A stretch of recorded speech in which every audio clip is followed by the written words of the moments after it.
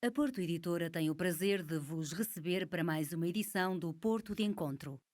Esta sessão, conduzida pelo jornalista Sérgio Almeida, tem o apoio das livrarias Bertrand, do Jornal de Notícias e da Antena 1. Pedimos que retirem o som dos telemóveis e desejamos a todos boa sessão.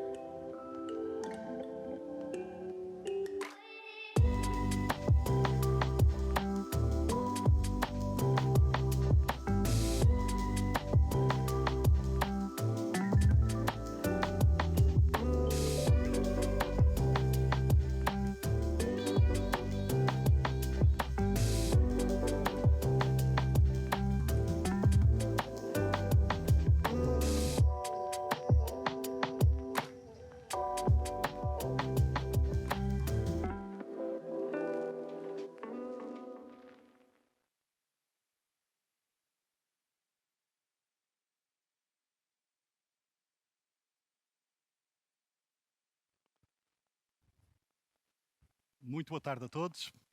É com um gosto muito especial que vos dou as boas-vindas a uma sessão também ela muito especial do nosso Porto de Encontro. Afinal, não é todos os dias que chegamos a esse número mágico das 100 sessões, que antes de mais se deve, e é justo nunca é demais relembrá-lo, à forma como a Porto Editora resolveu brindar a sua cidade, cujo nome, aliás, carrega na sua própria designação, com um evento cultural totalmente gratuito que permite não só a difusão cultural, mas também momentos de partilha entre autores e leitores. Mas chegar até aqui só foi possível também graças a um conjunto de apoios, de parcerias, que nunca também é demais relembrar. Falo, por exemplo, da Câmara Municipal do Porto, das livrarias Bertrand, do Jornal de Notícias ou, por exemplo, da Antena 1. Mas, acima de tudo, os grandes responsáveis por essa longevidade, infelizmente rara no meio cultural, são todos vocês, todos aqueles que mês após mês nos continuam a brindar a vossa presença, com a vossa presença, demonstrando não só um apoio que nos orgulha, mas também nos responsabiliza. Uma palavra também, claro, para a Casa da Música, que nos volta a acolher nesta sessão, nesta magnífica sala Sugia, à semelhança do que aconteceu ao longo dos últimos 12 anos em sessões dedicadas a autores como José Saramago, a Sofia de Melo Breiner ou Walter Ugumem, só para citar algumas das muitas sessões aqui realizadas. Tem sido ao longo de 99 sessões, ao cabo de 99 sessões e 26 mil espectadores, esta tem sido uma jornada longa e diria frutuosa, mas não isenta de dificuldades. Basta relembrar, por exemplo, o desaparecimento físico, que não afetivo, de alguns dos nossos convidados anteriores que ajudaram a consolidar o prestígio deste ciclo de conversas com escritores, por exemplo, Luís Sepúlveda, Manuel António Pina, Luís Miguel Rocha ou António Mega Ferreira, que continuam junto a nós através dos seus magníficos escritos que deixaram. Para assinalar esta sessão, muito especial, como referi no início, rodeámos-nos de um conjunto de convidados que, de certa forma, foram marcantes e contribuíram para o crescimento sustentado deste ciclo. São os casos de Richard Zimmler e Walter Ugumem, que já participaram em anteriores sessões, como se recordarão, e muitos de vocês estiveram presentes, e estarão à conversa connosco num diálogo franco sobre os livros, a leitura e o seu futuro, mas numa conversa em que teremos também uma estreia, o grande escritor espanhol Javier Cercas, autor de grandes romances como Os Soldados de Salamina, O Castelo do Barba Azul, apenas para citar alguns exemplos da sua vasta bibliografia. As leituras são sempre um momento marcante deste ciclo, não poderiam faltar nesta tarde, razão pela qual nos rodeámos de duas das mais carismáticas leitoras destas 99 sessões. Falo de Ana Celeste Ferreira e Emília Silvestre, que nos vão brindar com o seu talento e virtuosismo ao longo da sessão. Para já é tempo de chamar os nossos convidados e começo por chamar Javier Cercas.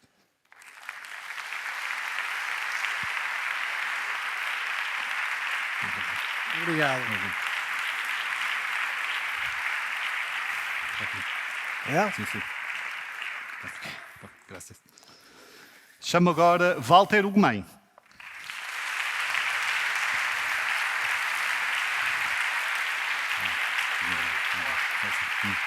Não. Pardon. E por último, Richard Zimmler. Sim.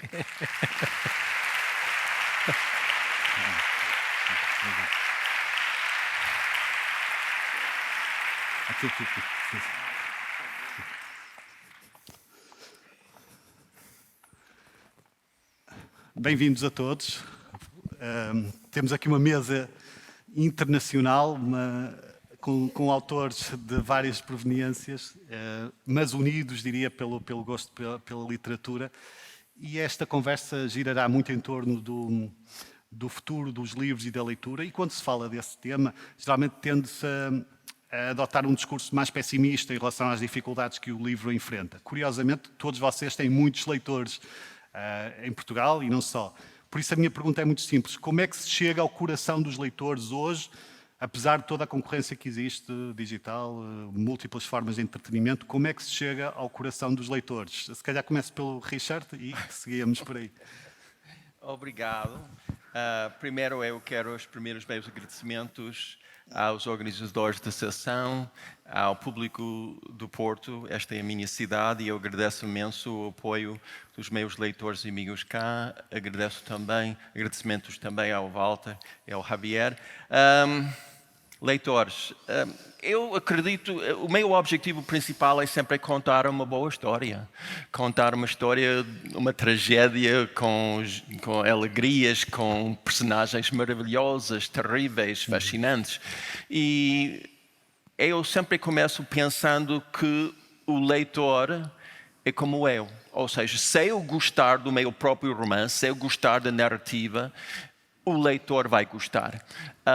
Não é sempre o caso, mas é a minha... Eu começo assim. E, obviamente, precisamos do apoio dos média. Hoje em dia, o espaço é cada vez menor para livros e para literatura. Isso torna tudo mais difícil. Então, contamos com os amigos para divulgar os nossos livros e a nossa editora também. Mas uma coisa que eu tive que aprender, já com 67 anos, é que eu escrevo o melhor livro possível. Dou tudo ao livro, mas depois de sair da minha mão, depois de ser impresso, o livro tem a sua própria vida. E é impossível eu controlar isso. E alguns livros vão vender bem e outros não. Mas não te desligas dos livros assim que os terminas. Há alguns escritores que partem imediatamente para o próximo, mas pelo que sei, pelo que dizes também em entrevistas, há uma forma... As personagens continuam a habitar de certa forma em ti. Sim, não consigo começar um livro logo porque fico exausto. Eu dou tudo ao livro. E é um processo físico até. As pessoas talvez pensem que seja um processo espiritual e psicológico, e é. Mas estar em casa, o meu último livro levou-me 4 anos. Então, 4 anos em frente do computador, todos os dias, 6, 8, 10 horas por dia, um autor fica completamente exausto. Física e Fisicamente, mentalmente. espiritualmente. Leva-me mais 5, 6, 7 meses para eu recuperar a energia para começar do novo, para até pensar num outro livro. E as personagens ficam dentro de mim, isso é verdade. Eu não sei se sou diferente do Walter ou do Javier, mas consigo ainda dialogar com personagens que eu criei há 20 anos, Berechias Zarco ou Isaac Zarco no novo livro. Às vezes, quando eu tenho insónias, que infelizmente é frequente, eu falo com Benjamin Zarco ou os outros Zarco e é um apoio que eles me dão. Walter, és conhecido também, além do talento da escrita, mas pela relação próxima que estabeleces com os leitores. Como é que te chega ao coração deles? Ou sentes-te mais antes de tudo, tens que agradar a ti mesmo? Bem, antes de mais, Sérgio, obrigado pelo convite para aqui estar. Parabéns por esta iniciativa. Parabéns a ti. O Sérgio foi quem inventou este ciclo. É, de facto, a primeira pessoa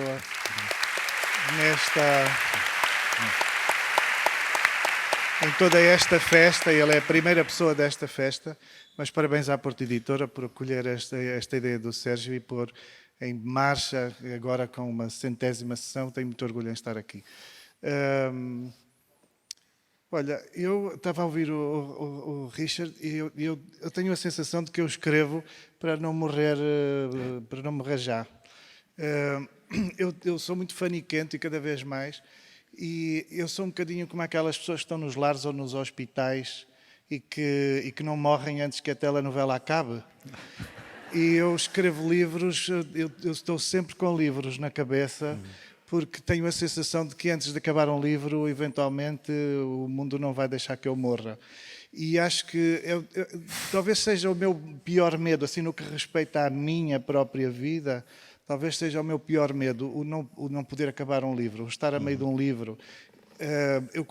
Vais deixar instruções, vai ser daqui a muitos anos, felizmente, mas vais deixar instruções para não publicarem nada que tivesses Não, eu sei publicar? que as pessoas depois farão o que quiserem e não terão respeito por mim, mas eu aceito isso, porque eu não respeitaria o Kafka e por isso, se não respeitarmos o Kafka, quem sou eu? Não tenho essas veleidades, não tenho essas pretensões. É mesmo uma... Eu acabei um livro agora recentemente e por acaso comecei logo outro. Eu sou ao contrário. Eu fico exausto, esgotado, mas ao mesmo tempo, se eu não começar logo outro livro, eu tenho a sensação de que posso morrer. Porque acabei se não tiver outro, não há razão para estar vivo. Assim, pode haver uma conspiração no mundo dos céus, se existir aí uma transcendência, pode haver alguém que pensa assim, olha, o Walter não está a fazer nada, mata o Walter e despacha. Então normalmente no dia em que eu acabo um livro, eu começo outro. E às vezes começo com uma fúria tão grande que escrevo 30 páginas de um livro novo. E isso é exatamente alguma obsessão que eu tenho de justificar a minha vida a partir dos textos. Quando tu perguntavas esta ideia de ir ao encontro do outro, ter os leitores, a importância que tem porque os leitores de alguma forma parece que sustentam, justificam, ratificam a minha forma de existir, ou esta coisa meio louca, porque se não houvesse leitores, eu próprio talvez me considerasse inútil. E também não tenho nada aquela coisa de que... Era um exercício demasiado solitário. Não é só pela solidão, é mesmo pela utilidade. Eu não aceitaria viver inutilmente, assim, ser um cidadão inútil. Eu quero prestar um serviço para alguma coisa. E aquela ideia romântica de que se não formos lidos em vida podemos ser génios descobertos na morte, a mim me la refanfinfla. Porque eu não tenho condições, não tenho tempo para viver a minha morte, prefiro viver a minha vida. E por isso... E por isso a minha gratidão aos leitores é muito clara. Eu acho que, talvez quando me falas dessa relação eventualmente bonita que existe com os meus leitores, eu acho que talvez as pessoas sintam isso, que eu sou muito grato pelo pretexto que me dão, ou pela justiça que trazem ao facto de eu viver desta forma e correr por uma utilidade que é afinal a de criar livros. Javier, mais uma vez, vou falar português mais devagar para me entender. É a segunda vez que está no Porto, espero que fique a conhecer melhor esta cidade. Colocava-lhe a mesma pergunta. É fácil chegar ao coração dos leitores ou ou quando está a escrever está demasiado obcecado, ou obsessionado quase com o ato da escrita para não pensar nos outros? Escreve para chegar ao coração dos leitores ou a chegar ao fundo de si mesmo? Boas noites. Não falo portugués. Não há problema. Hablo español muy deprisa. Intentaré hablar despacio, pero no se preocupen, si ustedes no lo entienden, no se preocupen porque los españoles tampoco me entienden.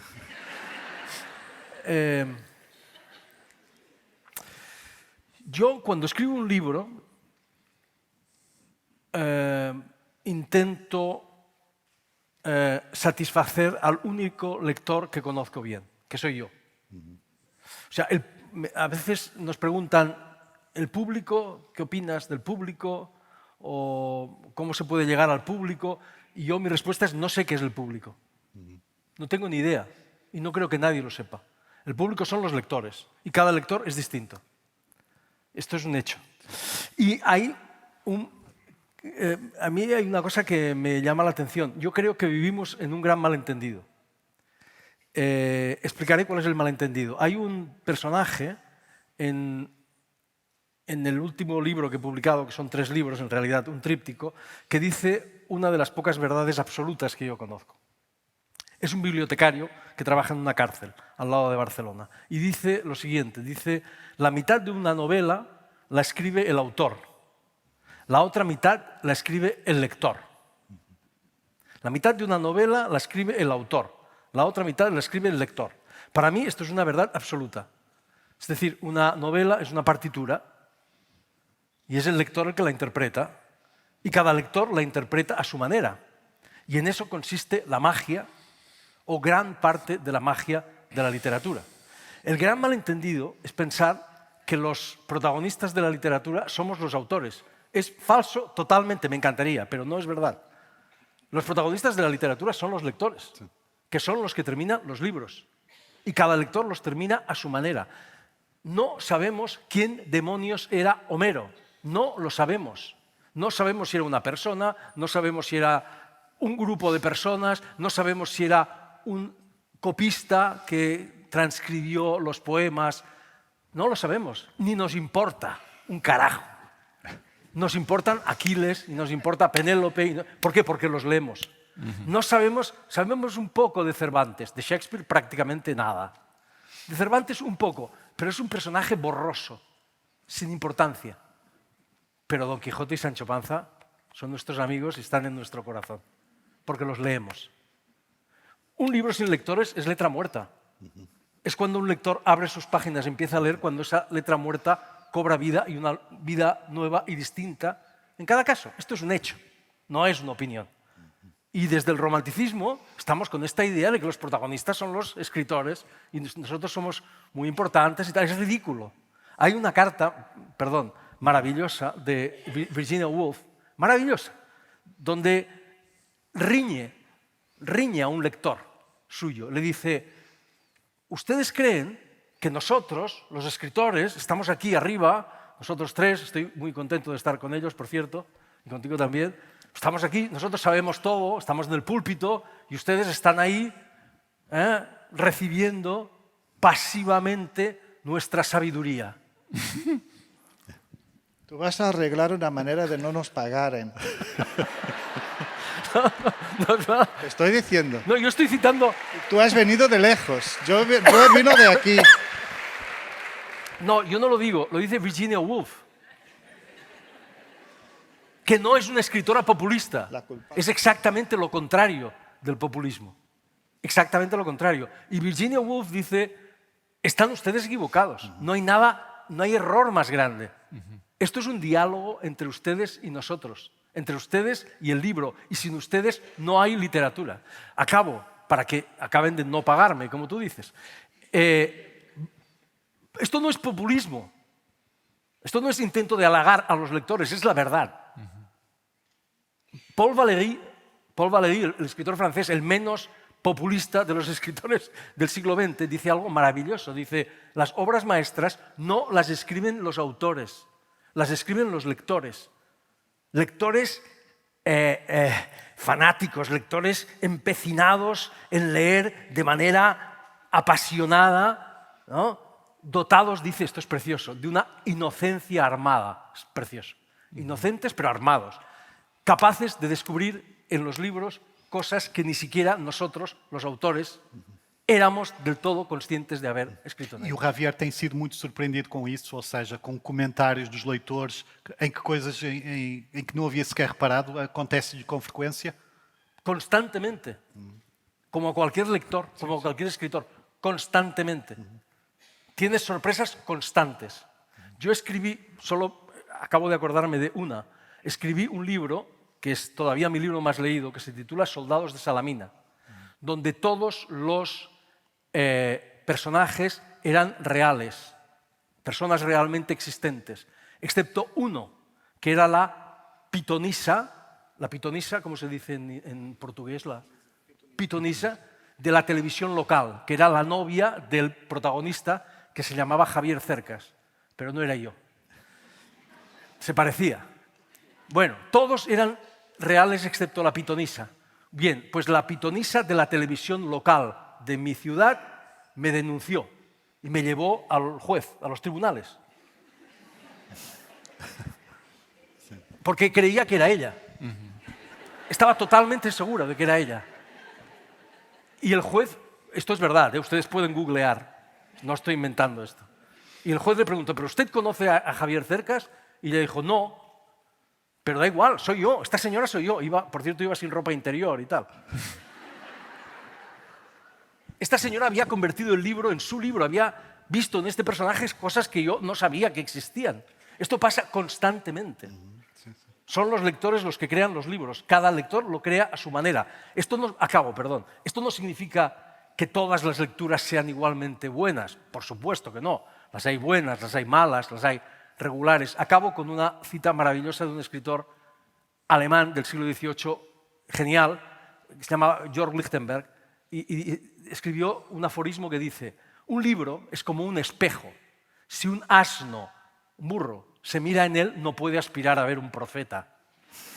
Entonces, cada lector, todos vemos en los libros lo que somos realmente. Esta es la magia. Sim, sim.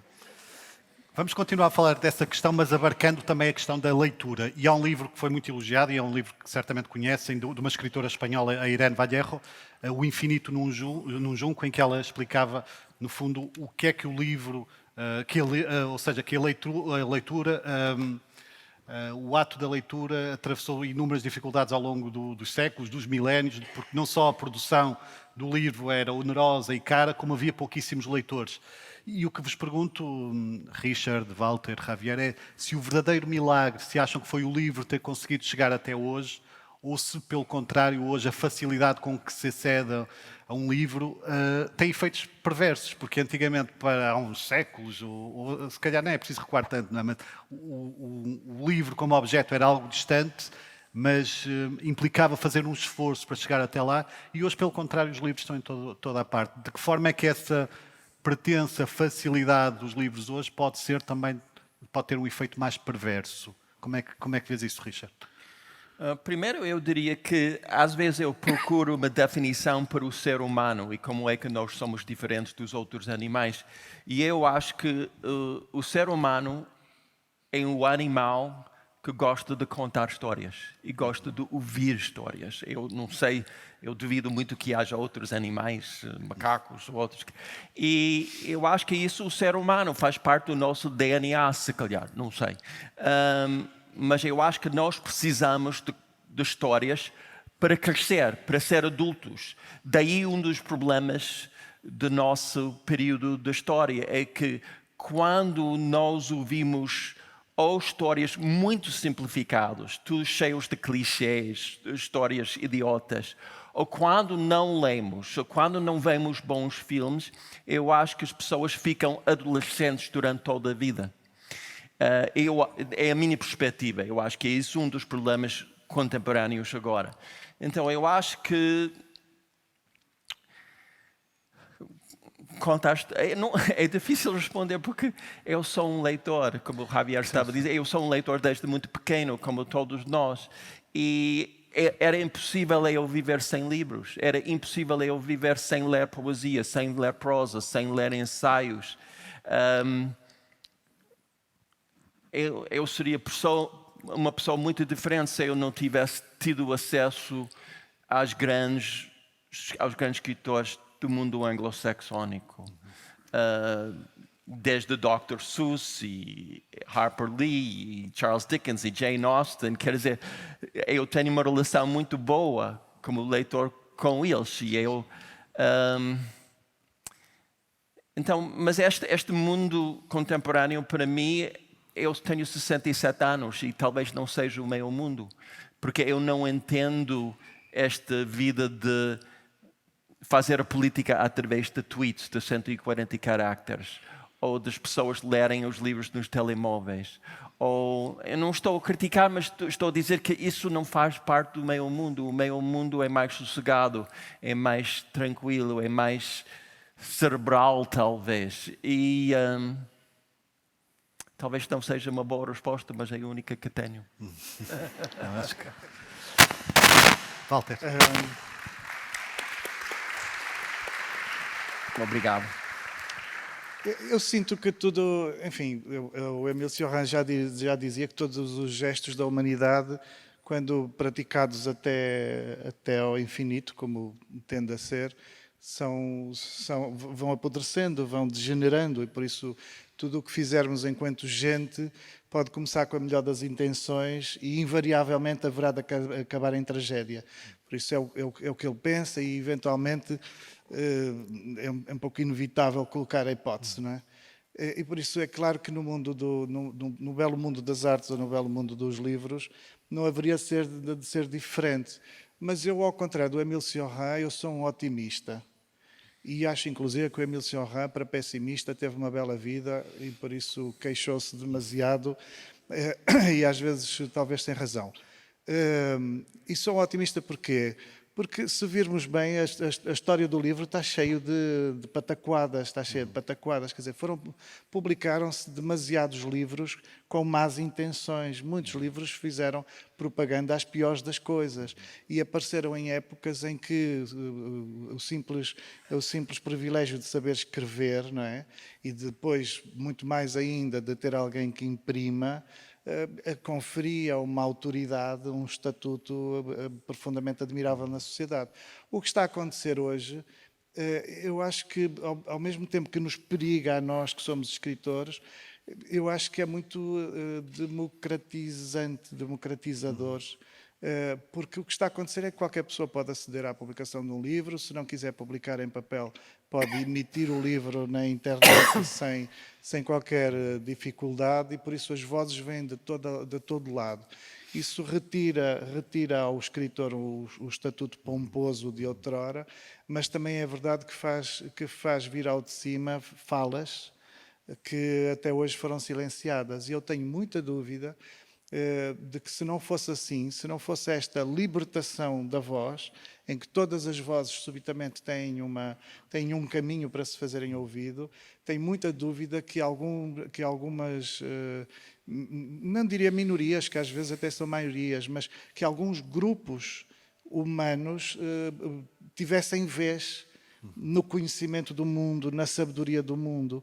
O que eu acho que está a acontecer no século XXI, por exemplo, de profundamente importante, é a vastidão que se abre do pensamento negro, do pensamento feminino, do pensamento gay, eventualmente. Que foi ostracizado durante séculos. Se fosse pela normalidade, vamos chamar-lhe assim normalidade, que é uma coisa um bocadinho nojenta, mas se fosse pela normalidade que estava instituída, que parecia ser tão protetora e tão sensata, não é? Se fosse por essa sensatez costumeira, nós nunca haveríamos de saber nada sobre as pessoas negras, por exemplo. Haveríamos de continuar a esquecer, até acharmos que não tivemos nada a ver com elas e que o nosso passado não tem nada a ver com elas. E pior, eventualmente, podíamos até habitar em lugares sem pessoas negras e ser fácil ignorá-las. Mas é muito mais difícil ignorar, por exemplo, as mulheres. E o século XXI, eu acho que é o século das mulheres, pelo menos ao nível do pensamento. no que diz respeito à libertação da sua voz e o aparecimento da voz das mulheres não instrumentalizado pela voz dos homens ou pelos interesses dos homens. Aquilo que me parece que acontece, imagino que tem algumas mulheres na plateia, aquilo que me parece que acontece é que as mulheres falam no centro da humanidade ou no centro da sua humanidade e por isso já não falam como a donzela que esperadora pelo marido ou pelo... Não é? Já não é uma cantiga de amigo, porque o amigo pode até existir, mas o amigo não justifica o livro. Quem justifica o livro é ela mesma, a mulher em si. E a mulher já não tanto preocupada com ocupar um espaço muito específico, mas preocupada com ser humana, ser gente.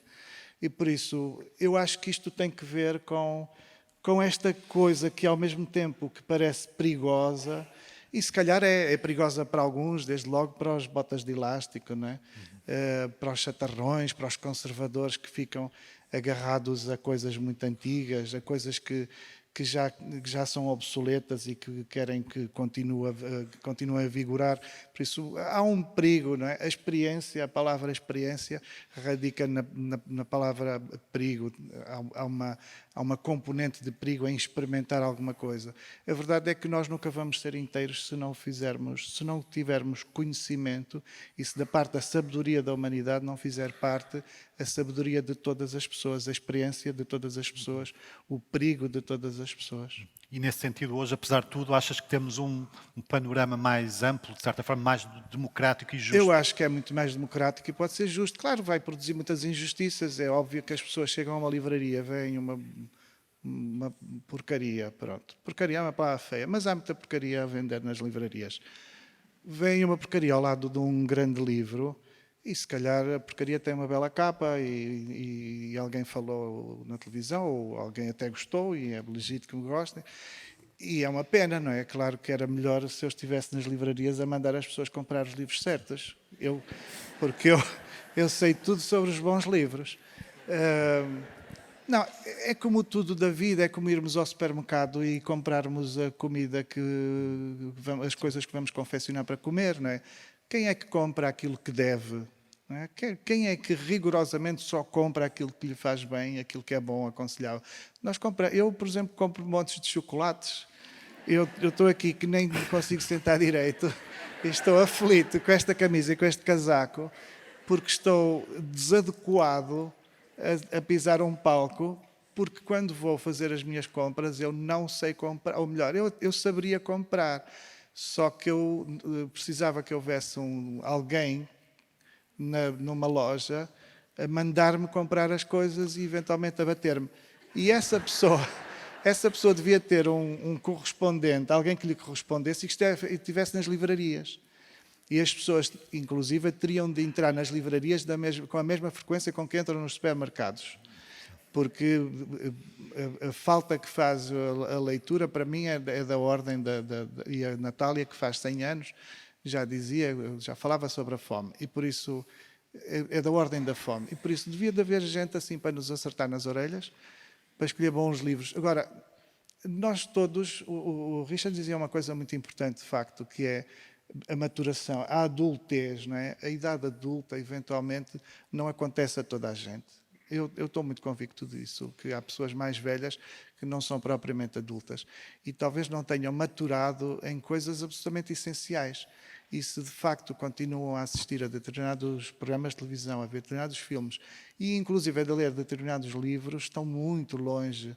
Não significa que nós, e jamais serei eu, um erudito, alguém que eu até tenho a sensação de que vou morrer antes de ser adulto também. Mas, até porque eu tenho a sensação que vou morrer a toda hora, por isso não vou ter tempo para uma coisa para uma conquista tão incrível quanto a adultez. Mas eu estou muito convencido disso, que nós temos a autodeterminação, temos a liberdade de escolha, não sei o quê. Mas é verdade que a maior parte das vezes as escolhas que fazemos são um desastre. Sim. Javier, coloco-te uma salva de palmas também pela tua resposta. Javier, coloco-lhe a mesma questão, ou seja, saber, atendendo às dificuldades que o livro, a leitura, atravessaram através dos tempos até chegar hoje, se foi, de certa forma, um milagre, ou se, pelo contrário, hoje também o facto de os livros estarem disponíveis em todo o lado pode ser também, de certa forma, uma dificuldade acrescida. Como é que vê a evolução dos livros e da leitura, os obstáculos que teve que superar até chegar aos nossos dias? Pero yo no entiendo muy bien esta idea de que por el hecho de que los libros están al alcance de todo el mundo, eso es un problema. Claro, antes conseguir un libro era muy caro, difícil, de difícil acceso, y ahora está al alcance de todo el mundo. Pero ¿por qué esto es un problema? Es como si me dijeran que es un problema que ahora todos podemos comer. Sí, antes había más gente que no comía. Y había mucha gente que pasaba hambre y cuando encontraban un bocadillo se volvían locos y se lo comían. Pero está muy bien tener ahora la comida para todo el mundo, ¿no? ¿Los chicos qué quieren? ¿Que haya chicas guapas a su alrededor o que no haya chicas guapas? Yo quería que hubiese, y sigo queriendo que haya gente guapa a mi alrededor y no pasa nada. ¿Cuál es el problema? No entiendo que eso sea un problema. Sim, sim. Me Não, parece, me parece absurdo. No, sim, no... sim, mas às vezes o facto de estar muito próximo, muito cerca, não é valorizado. Percebe? É só por esse sentido. Mas há muito mais democracia, sem Pero dúvida. es que depende de lo que entendamos por literatura. Sim, sim. O sea, si la literatura es un sacrificio, una obligación, entonces tal vez. Pero ¿la literatura qué es? La literatura es antes que nada un placer, como el sexo. Pero también es una forma de conocimiento de uno mismo y de los demás, como el sexo. Por eso, cuando alguien me dice que no le gusta leer, lo único que se me ocurre es darle el pésame o acompañarle en el sentimiento. Es como alguien que no le gusta el sexo. Tiene un problema. Tiene un problema real y no va a madurar y no se está perdiendo algo. Pues con la literatura ocurre lo mismo. Si alguien no lo quiere, es su problema. ¿Qué es la literatura? Esto es lo más elemental, lo que todos los lectores experimentamos. ¿Qué es la literatura? Es una forma de vivir más, de una forma más rica, más intensa y más compleja. Esto es la literatura. Si alguien no quiere esto, ok, es tu problema. Sí. Es como alguien que no le gusta el sexo, de nuevo. Entonces, la literatura va a sobrevivir sin la más mínima duda. Seguro. Seguro. Estoy totalmente seguro. Antes se morirán todos estos aparatos que llevamos, móviles, todo esto se morirá, pero la literatura seguirá. Porque es algo fundamental. Porque no es, repito, no es algo, no es una obligación, no es una cosa, no, es algo vital, es algo que necesitamos como la comida, como tú decías muy bien, es la comida, necesitamos la comida, necesitamos alimentarnos. Javier, acha então que, de certa forma, o declínio da leitura será o declínio da própria humanidade, quando deixar a literatura, a leitura, quando deixar de ser apreciada, são os próprios valores que estarão em causa, os valores humanos. Sí, más que los valores, la vida humana. Sí, sí. Es decir, es muy curioso que algunas de las mejores novelas que se han escrito nunca hablan de esto precisamente. Hablan de cómo la literatura es un instrumento para vivir más. Para eso sirve la literatura. O sea, para eso sirve la literatura. Me ha encantado que Walter haya hablado de la utilidad. Porque hay que reivindicar la utilidad. Uno, increíblemente, para los lectores, el common reader, que es el mejor, como decía de nuevo Virginia Woolf, no sé por qué cito tanto a Virginia Woolf hoy, esto no es consciente el lector común y corriente, pero los escritores sí sabemos que uno de los dogmas de nuestro tiempo es que la literatura dice que la literatura es inútil.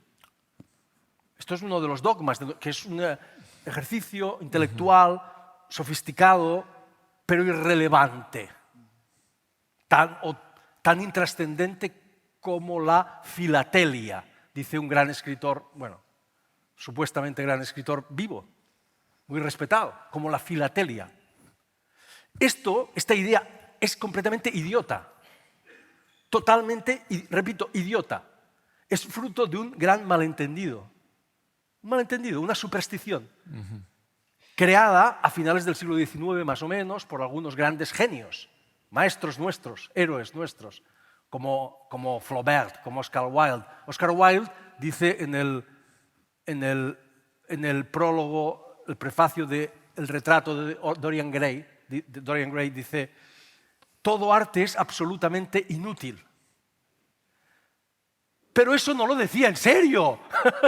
Esto es un sarcasmo, Sí. es una ironía. La gente estúpidamente se lo ha tomado en serio. ¿Cómo no iba a ser útil para Oscar Wilde, que dio su vida entera por eso?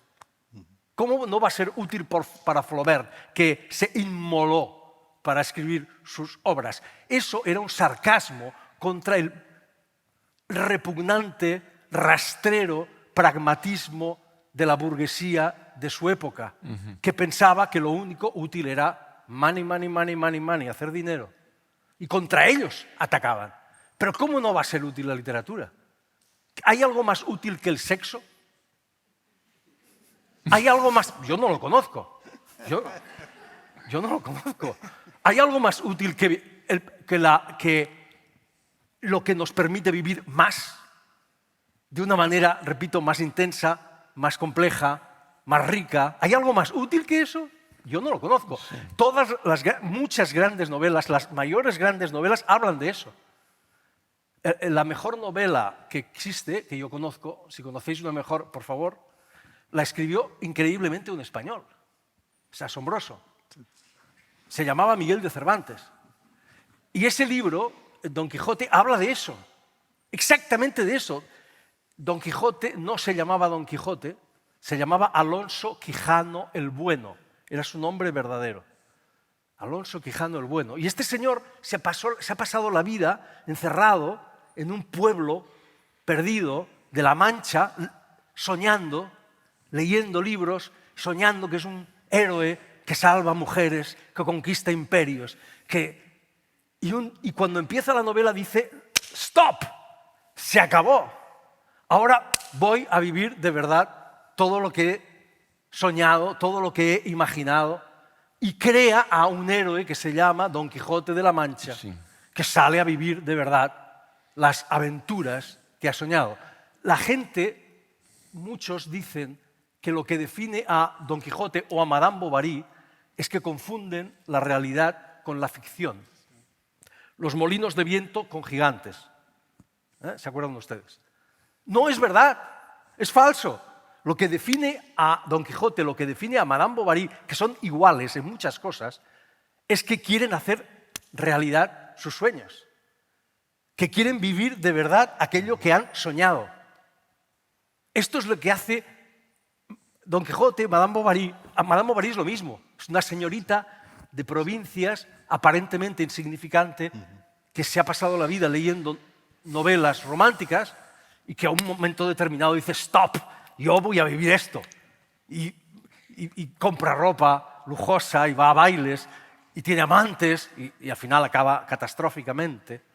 Pero vive de verdad. Es decir, lo que hace la literatura, esto es lo que dicen estas grandes novelas, es crear gente rebelde.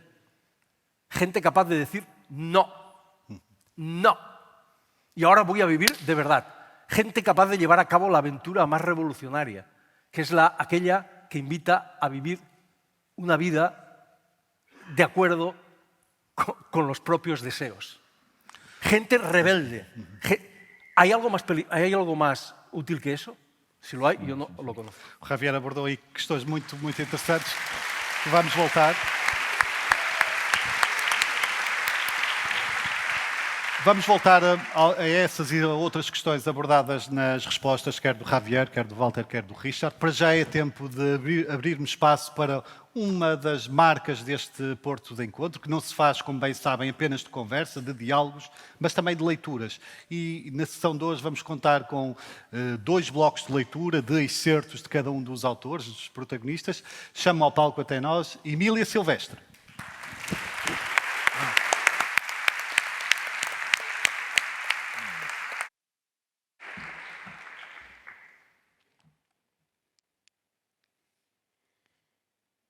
Castelo do Barba Azul, de Javier Cercas.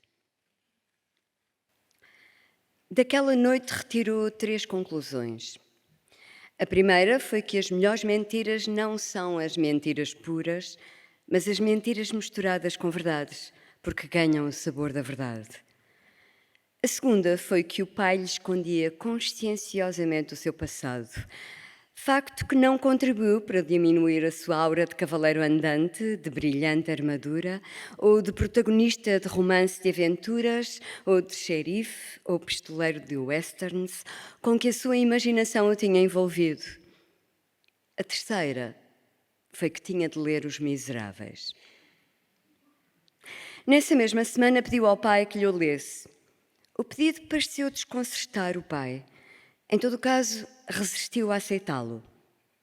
Alegou que não tinha voltado a ler o romance de Victor Hugo praticamente desde a morte de Vival. Alegou não ter a certeza de que fosse uma boa ideia ler-lhe agora. Alegou que, embora fosse um romance que lhe mudou a vida, ela talvez não lhe agradasse. Ou não ainda, talvez viesse a gostar mais tarde, alegou, quando chegasse à idade que ele tinha, quando o leu pela primeira vez. Alegou a sua extensão, recorreu a uma frase que o francês lhe dissera na época em que o descobriu. Metade de um livro põe-na o autor, a outra metade és tu quem a põe. A Cosette, que sabia dever o seu nome à filha do protagonista dos Miseráveis, todas essas alegações lhe pareceram insuficientes ou absurdas e, em última instância, só conseguiram aumentar a vontade de que o pai lhe lesse o romance. Finalmente conseguiu. Demoraram 3 meses e meio a completar a leitura dos Miseráveis. Cosette fez os possíveis por gostar do romance, mas a decepção foi enorme. O livro pareceu-lhe que desde o primeiro momento um dramalhão labiríntico, demagógico e definitivamente chato. E Javert, o polícia justiceiro e inflexível que persegue inflexivelmente o ex-presidiário Jean Valjean ao longo de todo o relato e que foi um modelo de vida para o seu pai durante anos, pareceu-lhe uma personagem antipática, excessiva, mecânica e carente do mais pequeno vestígio da coragem moral e da grandeza trágica que o pai havia admirado nele. Cosette não teria usado estas palavras para descrever a impressão que a personagem e o romance lhe provocaram, mas era isso que sentia. E o que de pior sentia era que, embora o pai tentasse ler-lhe o romance com mais ardor, intimidade e entusiasmo do que nunca, não despertava nela o sentimento habitual de comunhão entre ambos, como se aquele romance não contivesse o segredo essencial que os dois tinham partilhado até então. Ou, pelo contrário, como se justamente esse segredo se revelasse no romance, mostrando, no entanto, a sua dramática vacuidade ou o seu logro.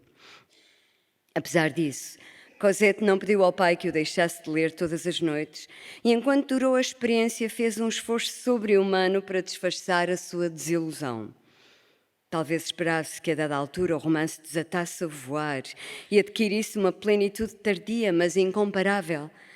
Talvez pensasse que a responsabilidade pelo seu desencanto não era dos Miseráveis, mas dela, da sua incapacidade para acrescentar ao livro a outra metade necessária, aquela que lhe permitiria abarcar o seu pleno sentido e que o pai, ele sim, fora capaz de acrescentar.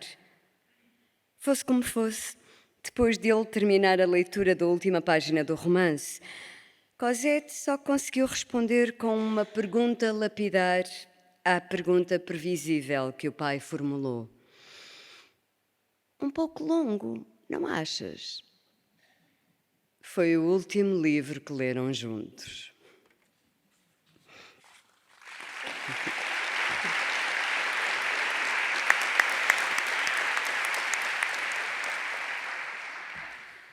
A Carne de Deus, de Walter Ugumem.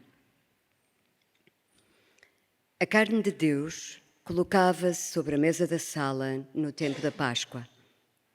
Nessas alturas, a olhar para os dedos com medo de os queimar, pedia licença e abria a capa do espesso livro para me atrever a espiar algumas palavras. A minha mãe fazia muitas recomendações. Não devia sujar, rasgar, marcar as páginas. Não devia fungar para cima do livro, não coçar a cabeça e nunca, rigorosamente nunca, coçar o rabo ou aliviar a roupa interior entre pernas. Era fundamental que folheasse o livro como em voo, sem atrito, apenas a alma solta, livre. Quando tocávamos o livro, ele deixava de ser livro. A minha avó e a minha tia Emília também o diziam, aos berros de aflição, que a Bíblia não era brinquedo. Era o caminho. A Bíblia era o caminho. Quando morrêssemos, havíamos todos de ir para lá viver, misturados com aqueles povos e a fazer parte das multidões de que fala. Quando mortos, vamos estar ali, entre os bons ou entre os maus, conforme estejamos humilhados pelos erros ou brindados pela sensatez. A minha avó achava que o inferno podia ser isso, fazermos parte dos maus e estarmos desonrados na notícia que deles dá a própria Bíblia.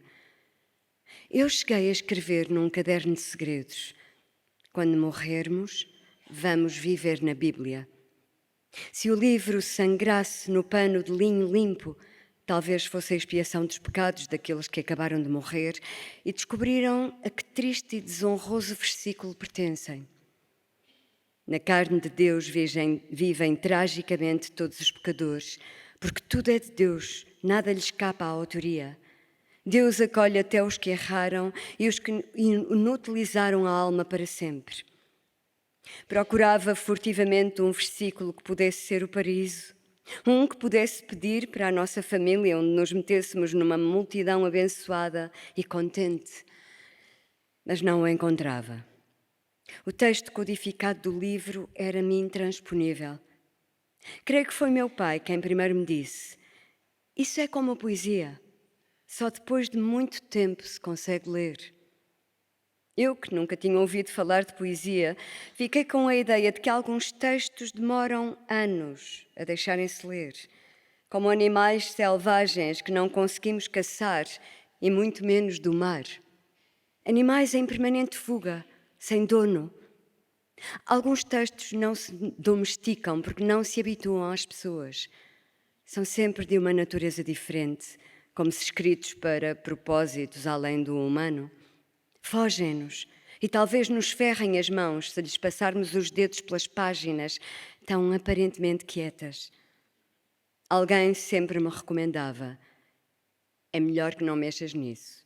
Não é para a tua idade. Era um animal adiado. E a avó repetia: a Bíblia não é um brinquedo. Tudo que não fosse brinquedo estava substancialmente vedado às crianças. Eu, por um comportamento irrepreensível, furtava-me a ser visto como criança em muitos momentos e já brincava quase só com palavras.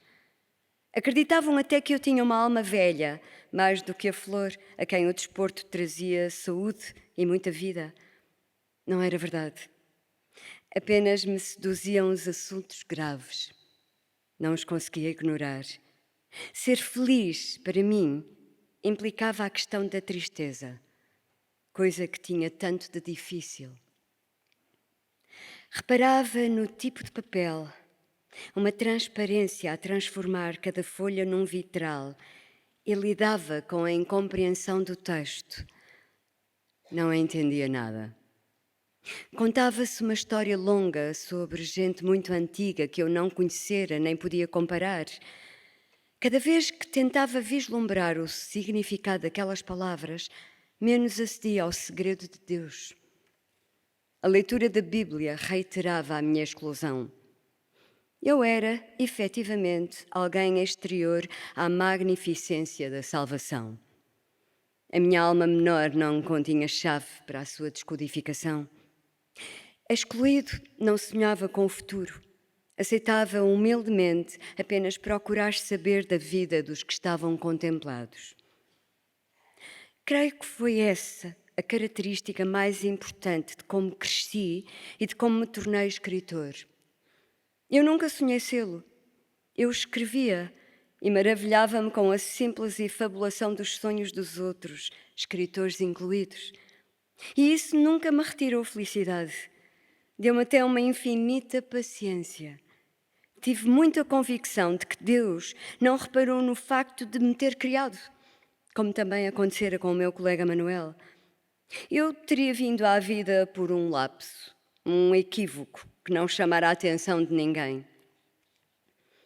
Aos 6 anos de idade, tão magro de nem pesar mais do que 2 galinhas e meia, era bastante fácil acreditar que entre 2 galinhas e meia e eu, o mundo estaria melhor servido por elas, fazendo falta para alegrarem quintais e encherem panelas à fome de pessoas mais de verdade. Antes de saber o que seria literatura, eu julgava todas as coisas escritas como sagradas ou capazes de certo milagre, ou seja, prestando atenção e cuidado. Comecei a anotar versos nas minhas coleções de palavras, observações bizarras que precisava de entender, como se de dentro das próprias palavras nascessem mistérios e outras realidades. Era a minha forma de inventar a Bíblia e de cuidar de uma voz que pudesse ser decente para levar às pessoas perfeitas do paraíso. Creio que comecei a escrever, sobretudo para me comunicar com os mortos, que detinham a propriedade sobre o meu irmão Casimiro, tendo em conta que Deus estaria no mundo dos mortos, o que genuinamente nos devia ocupar, o que habitaríamos numa eternidade, segundo a virtude de que fôssemos capazes. As pouquíssimas pessoas que notaram meus versos diziam que eu ia crescer para ser escritor, como disseram que seria artista plástico quando me viam desenhando tardes inteiras. Mas eu não achava que escritor seria importante nem que os artistas valiam o suficiente. O importante era a expectativa de as palavras fazerem um milagre. Para mim, as palavras prometiam milagres, nunca pertenciam ao normal.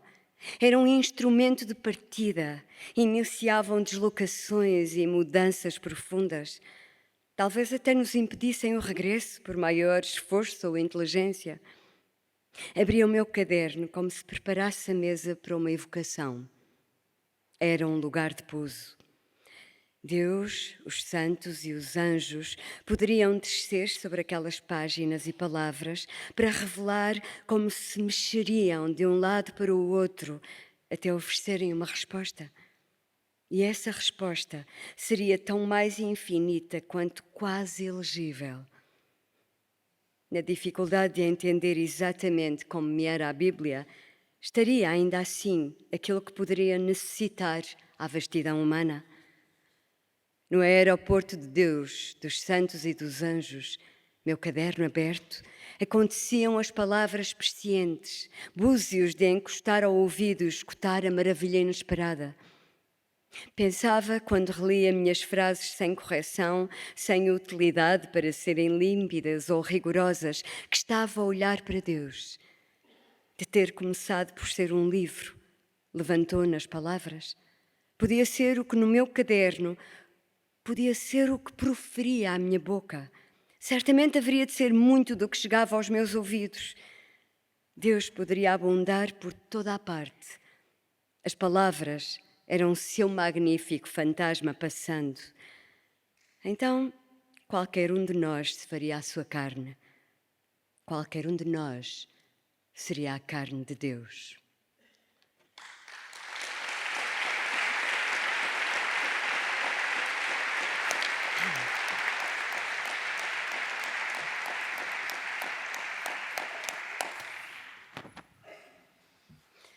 Aldeia das Almas, Richard Zimmler.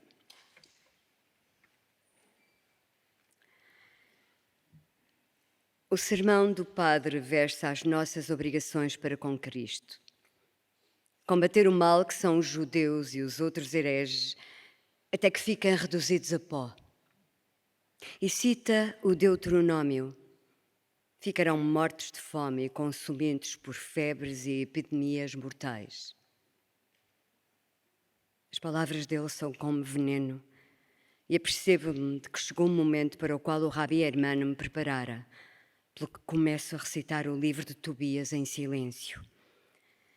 A história de Tobias, que era filho de Tobiel, que era filho de Ananiel, que era filho de Aduel, que era filho de Gabael, que era filho de Rafael, que era filho de Raguel, que era descendente de Aziel, da tribo de Neftali.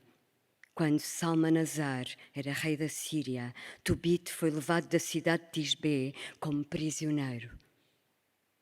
Enquanto vou criando um escudo a partir da tora, executores com vestes cerimoniais acompanham os prisioneiros às respectivas estacas. Os pés de cada um são assentos numa pequena plataforma e atados. Os braços são presos sobre uma trave. Assim que saiu, Tobias encontrou o anjo Rafael, que estava ali de pé. Tobias não sabia que ele era um anjo de Deus e perguntou: "Conheces a estrada que vai para Média?" "Conheço, sim. Já fiz essa viagem muitas vezes e conheço bem todas as estradas. Fui várias vezes até Média e fiquei sempre hospedado na casa de Gabael, nosso irmão. A turba em meu redor atira pedras aos homens e às mulheres que em tempos foram livres e esperavam ver os filhos e os netos a crescer. Não fazia ideia que pudesse haver tanto mal em tanta gente e parece-me uma grande falha. Porque não nos exige o Senhor mais empatia e compaixão? 2 carrascos jovens erguem a minha avó de encontro à estaca e a cabeça dela balança como se fosse uma marioneta a quem cortaram os fios. Um terceiro homem, mais velho, em cima de uma escada, ata-lhe os braços pálidos e ressequidos à trave. "Vá-se daqui", digo-lhe. "Volta ao seu jardim em Salamanca, às roseiras, a sálvia, a mim." Fecha os olhos e nunca mais os abrirá, penso, embora não demore a perceber que estava errado. Observo a pequena criatura em que a minha avó se transformou. Ter-se-á despojado de tudo o que não é importante. Já não é mulher nem homem. Tornou-se algo mais profundo, mais essencial. O que existe no nosso âmago, tudo o que é humano, o que de melhor temos. E lembro-me daquilo que Samuel em tempos me disse antes de entoar o Shema, algo que só agora compreendo. Despoja-te dos medos, das lágrimas, dos sonhos, das esperanças, das regras e dos remorsos. Deus recebe-te nu. Ou será que ela não passa de uma velhota arrasada? Volto a rogar-lhe que projete a alma de volta à casa. Torne-se o seu jardim. Deixe este sítio monstruoso. Vá-se embora antes que seja tarde demais. Um calhau acerta-lhe na anca. Flor abre os olhos e grita, debatendo-se contra as amarras. Depois, outra pedra bate-lhe na cabeça, acima da orelha, e abre-lhe um lenho. A minha avó faz um esgar e tenta libertar-se. Leva a mão à faca e perscruta a multidão para identificar quem a feriu. Mas há tanta gente a atirar pedras e lixo, até tijolos, a gritar imprecações e a rir, que é impossível saber. O jovem maniatado e amordaçado e o velhote, que acredito ser pai dele, são os últimos dos 21 mártires a serem presos às estacas e os primeiros a serem incendiados. Um algoz vestido de preto aproxima o archote da barba comprida do pai. Quando as chamas surgem, um homem debate-se contra as cordas. "Ajuda-me, Adonai!" grita. "Ajuda-me, Elohim! Racha-me!" Apela ao único Deus nos seus muitos nomes. El, Shekinah, Elia, Tzevaot. Alguns não conheço. Serão porventura designações que ainda não me foram confiadas.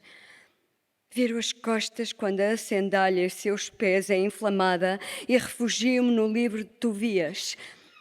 Ele lembrou-se do que Rafael tinha dito e tirou o fígado e o coração do peixe da bolsa e colocou-os nas brasas do incenso. Olho para a gentalha à procura do tio David, mas não o avisto. Estarão aqui reunidos 10.000 espectadores? A imensidão de gente estende-se até ao horizonte. Não aguento as orações e súplicas que os prisioneiros guincham. Vejo-me incapaz de continuar a recitar. Já não sou nada, apenas um coração aos saltos, que é também a minha necessidade de fugir.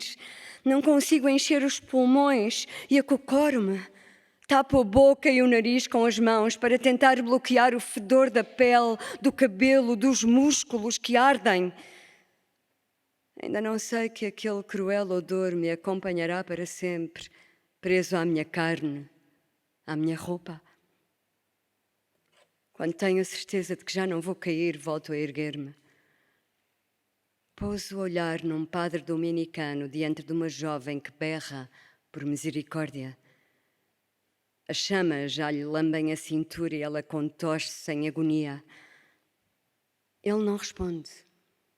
Ao invés, ajoelha-se e fita-a com os olhos marejados de lágrimas, como se encarasse o Cristo porque o seu coração anseia. Está a tentar usar a angústia dela para preencher o vazio que tem no peito? Deduzo. Fumo negro cobre o peito e a cabeça da jovem.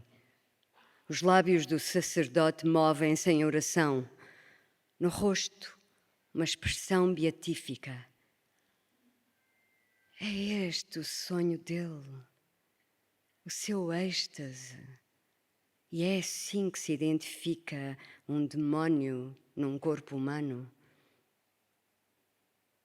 Percebo então o significado oculto da cerimónia. A compreensão chega-me com tal força que cambaleio para trás em pensamento.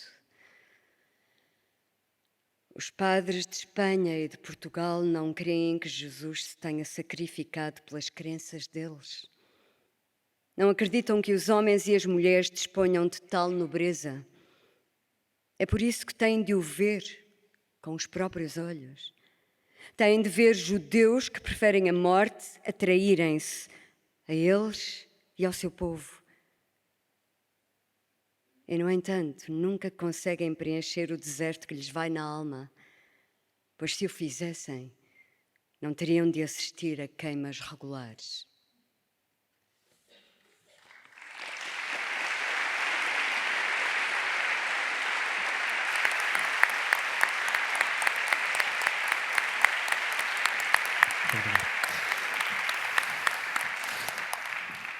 Muito obrigado, Emília, pela leitura admirável. Encontramos em muitos destes excertos que acabámos de escutar vários ecos da infância, ainda que sob múltiplas formas. Cada um de vocês encara a escrita como uma espécie de... Aliás, encara a infância como uma espécie de paraíso perdido, ou seja, usam a escrita como uma forma de tentar recuperar a infância que ficou para trás ou não necessariamente? A minha infância não era um paraíso, porque tinha dois pais que não se entendiam. E quando nós crescemos numa casa em que os pais querem minar a vida do outro, é muito difícil. E ficamos com a sensação que é impossível confiar nas outras pessoas e nos adultos. E a minha solução era encontrar refúgio lá fora. Eu jogava desporto lá fora. Eu acho que era sorte minha de crescer numa altura em que as crianças brincavam na rua. Hoje em dia as crianças estão em casa a jogar no telemóvel ou nos iPads. Nós estávamos sempre lá fora. Bicicletas, basquetebol, futebol. Então, quando eu conto as minhas histórias, eu acho que eu utilizo as emoções desse período, as dificuldades que eu tinha com os pais, com os irmãos, a minha falta de confiança.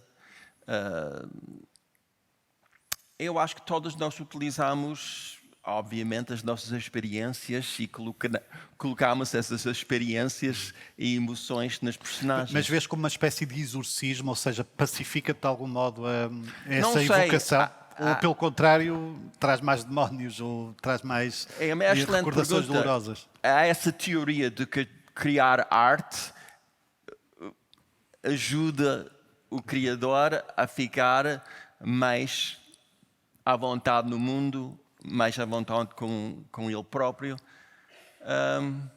Não sei, eu acho que não sei. Não analiso a minha própria psicologia em relação aos livros. Os livros existem além de mim. Eu acho que as minhas experiências mais saudáveis têm a ver com livros, têm a ver com o ato de escrever, de estar em casa 6, 8, 10 horas por dia a escrever, a criar uma obra que eu acho que vai ser útil, porque o nosso contributo ao mundo são os nossos livros.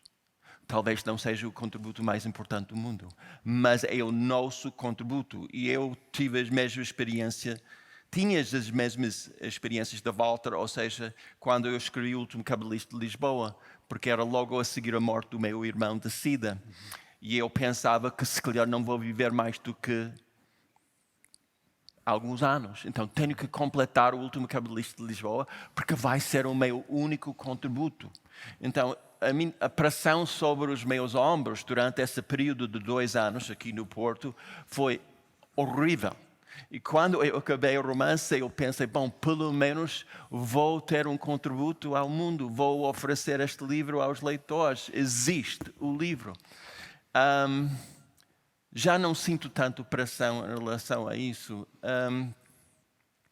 Mas as minhas experiências saudáveis, eu estou a pensar em Javier, têm a ver com os livros, mas também com sexo, com criar uma relação com Alexandre durante 45 anos. Eu acho que nós ficamos... que posso explicar? Os nossos medos, as nossas fraquezas, ficamos melhores quando conseguimos estabelecer uma relação duradoura com outra pessoa. Pode ser amante, pode ser marido, pode ser esposa, pode ser cão, pode ser cadela. Quer dizer, eu acho que é isso que... Eu digo, os meus personagens dizem isso às vezes nos livros, que o sexo para mim foi a possibilidade de manter uma relação sexual positiva durante anos. Curou-me de muitos problemas.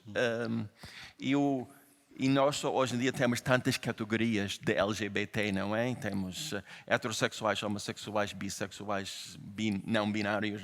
Tudo bem, não tenho nada contra. Mas às vezes eu penso que há 2 categorias. Pessoas que gostam de sexo e pessoas que não gostam de sexo. Pessoas que têm medo do sexo e pessoas que não têm medo do sexo.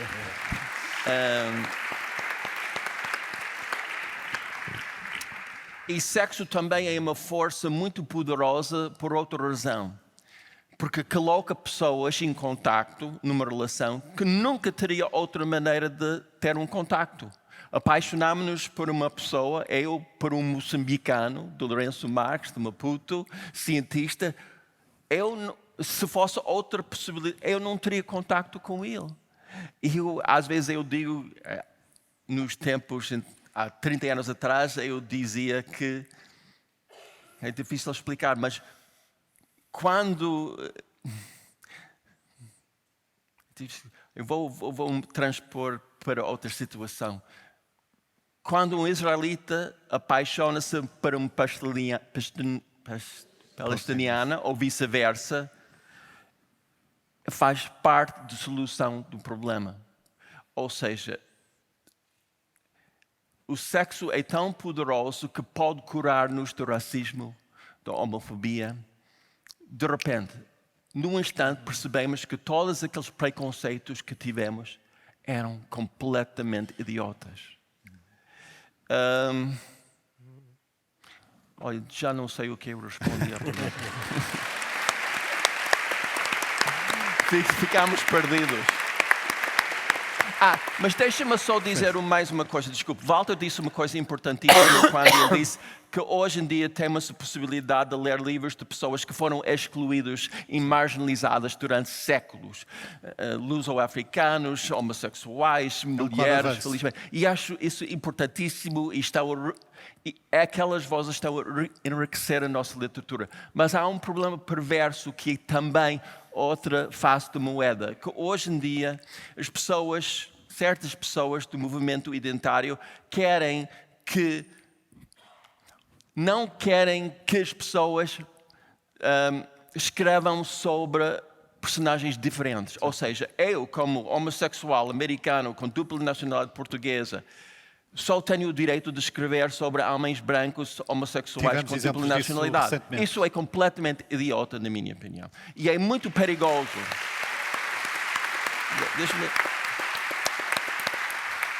Quando vamos ao hospital para ter uma operação séria, eu estou-me nas tintas para a sexualidade do cirurgião. Eu quero o melhor cirurgião, que pode ser mulher, pode ser branco, pode ser negro. E é a mesma coisa com literatura. A única coisa que devia ser julgada é a qualidade dos nossos livros, não o nosso perfil. E é muito perigoso, eu acho isso, porque uma das capacidades mais importantes do ser humano é empatia. A possibilidade de Javier entrar no corpo de uma mulher que está na Guerra Civil Espanhola e sentir as emoções dessa pessoa. Ou Walter entrar no corpo de uma pessoa japonesa e sentir a cultura japonesa à sua volta. Sem essa empatia, o nosso mundo vai acabar muito mal. Então, temos que continuar a... Qual é a palavra? Incentivar os jovens a usar todas as suas capacidades de imaginação, empatia e solidariedade. E esta parte do movimento identitário eu acho que é muito perigoso.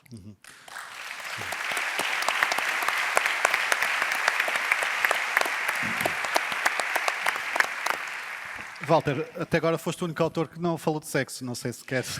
Pois eu ia deixar claro que depois deles suplicarem... Walter vive o sexo, não se precisa de fala.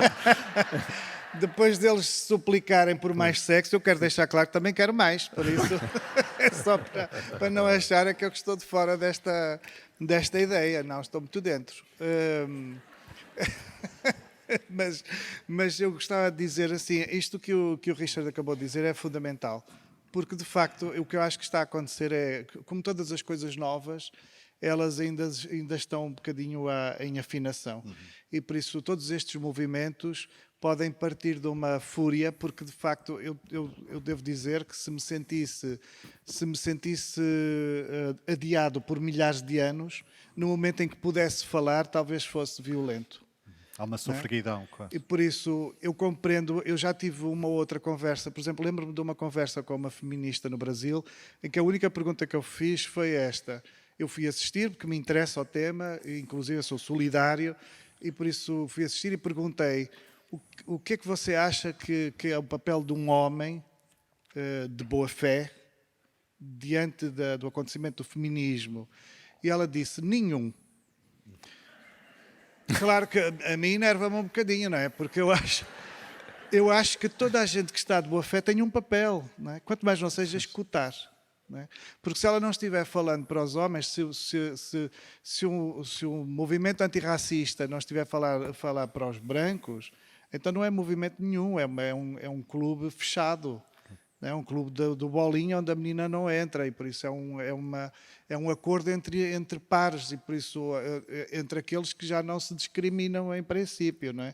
E por isso é preciso, no mínimo, convidar os homens a escutarem as feministas, não é? E por isso, o que eu acho que está a acontecer, eu podia ter ficado agredido com...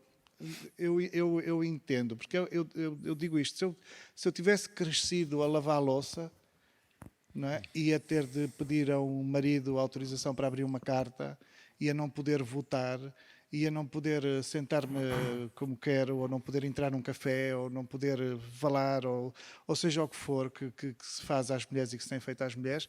Se calhar no momento em que alguém me dissesse assim, olha, agora podes falar, eu ia ser de 3 palavrões seguidos em cada vírgula. Mas depois eu gostava de ir a esta questão da infância, porque neste meu livro, neste excerto que a Emília belissimamente leu, que é de um livro chamado Contra Mim, em que eu conto de alguma forma a minha infância, a infância de facto é um espaço um bocadinho horroroso. Mas eu compreendo a questão do paraíso perdido, porque ainda que a infância possa ser um espaço horroroso, a criança é a oportunidade do esplendor. E nós vemos às vezes as crianças serem cruéis umas com as outras, mas ao mesmo tempo radica na criança a possibilidade da escolha gloriosa. Não é? Nós todos vamos progredindo, vamos sendo magoados e desiludidos ao ponto de... E talvez começamos a fazer contas à vida no sentido até mesquinho do termo, de pura sobrevivência. E talvez façamos opções que não têm que ver com a bondade ou não tenham que ver com o que é bom ou o que fica bem, o que é bem, mas tenham que ver com aproveitarmos alguma coisa no sentido de sobrevivermos. A criança, à partida, não lhe passa pela cabeça a questão da sobrevivência. Não é? A vida para uma criança eventualmente é eterna, não se coloca a finitude no imediato. E por isso ela a todo passo está ao pé de chegar ao melhor dos gestos, não é? Ao mais puro dos gestos. E eu vejo isso na escrita dos meus livros, quando uso as crianças, quando uso uma personagem que é uma criança, ela possibilita-me isso, normalmente possibilita-me chegar a uma limpidez de sentimento, a uma limpidez de humanidade que eu sinto que já não consigo. Não é? No meu livro, de alguma maneira, há uma repetição, já não me lembro muito bem, que já escrevi várias coisas depois, mas há uma repetição de uma frase em que digo assim, eu sei que já não posso ser, que já não vou a tempo de ser verdadeiramente uma boa pessoa, mas gostaria de pelo menos guardar a memória de ter sido uma boa pessoa um dia. E isso tem que ver com o reconhecer à criança esse esplendor que nós já não somos capazes. Obrigado, Walter.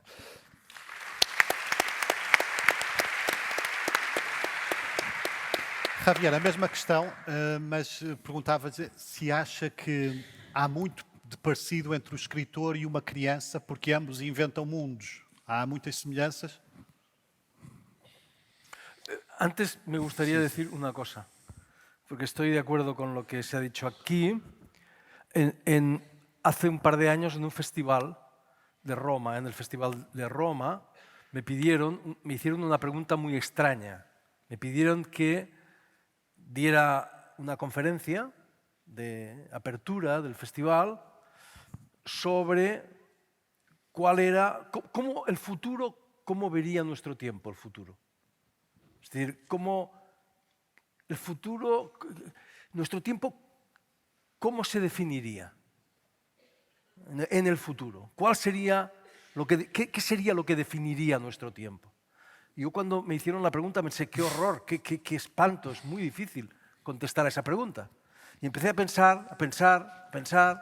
Nuestro tiempo no es el tiempo de la guerra, porque las guerras han existido siempre. Nuestro tiempo no es el tiempo de las pandemias, porque acababa de ocurrir la pandemia. Las pandemias han ocurrido siempre, etcétera, etcétera, etcétera. Todo ha ocurrido siempre, excepto una cosa.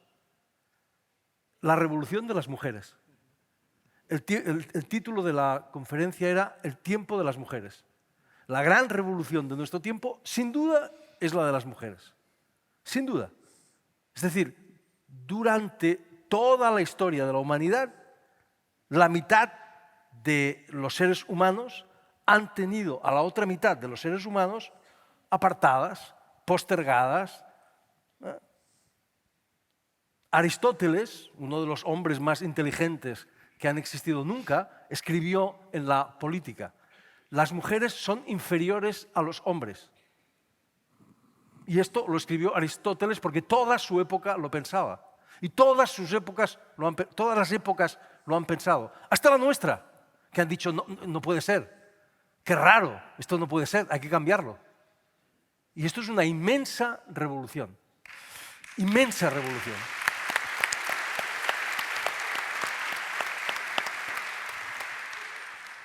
Pero esa revolución, esto es muy importante decírselo a tu amiga feminista, no...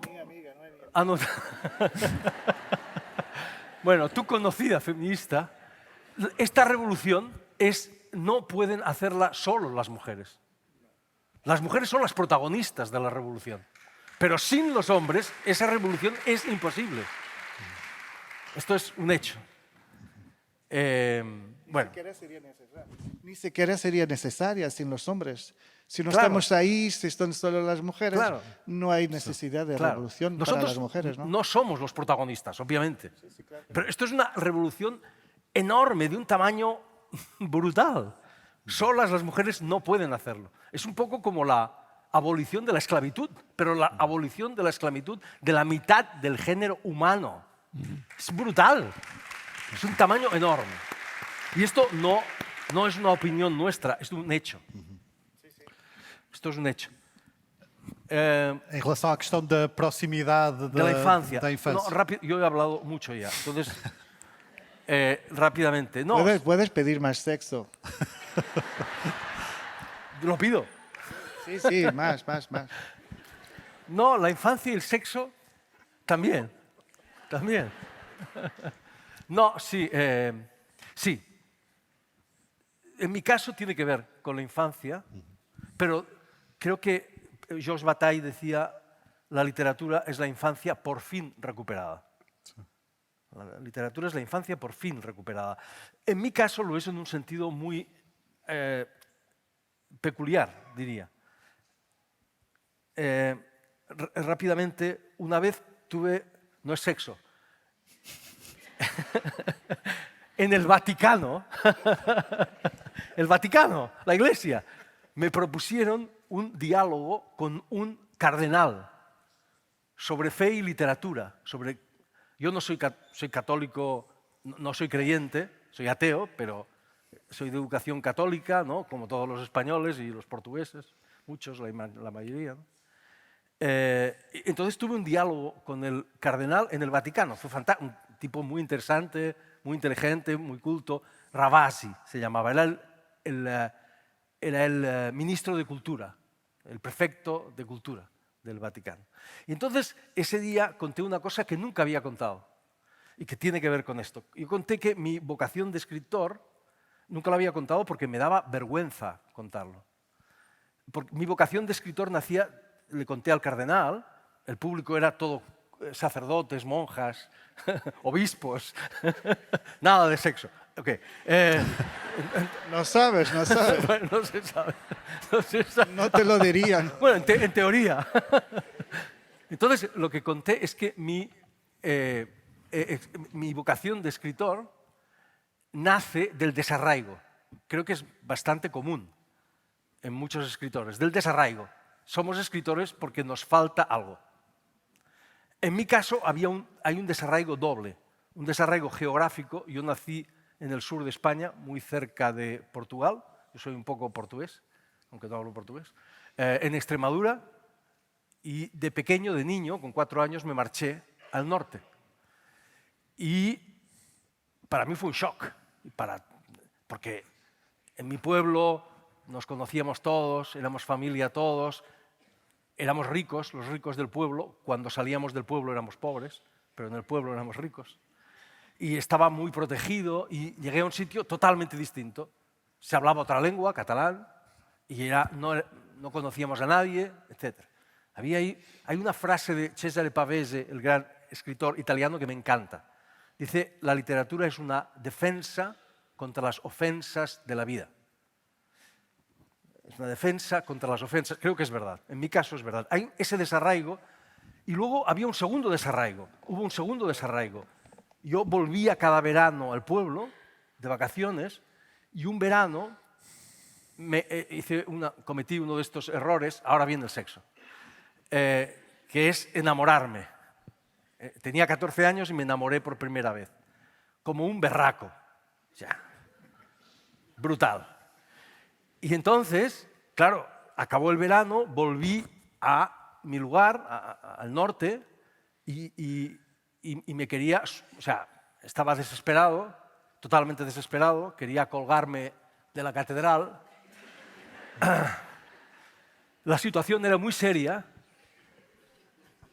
Yo hasta entonces había sido un lector, pero un lector de novelas de aventuras, y entonces la situación era tan seria que fui a buscar el libro más serio que encontré en mi casa, con tan mala fortuna que resultó ser un libro de Miguel de Unamuno, famosísimo escritor, también conocido en Portugal, titulado San Manuel Bueno Mártir,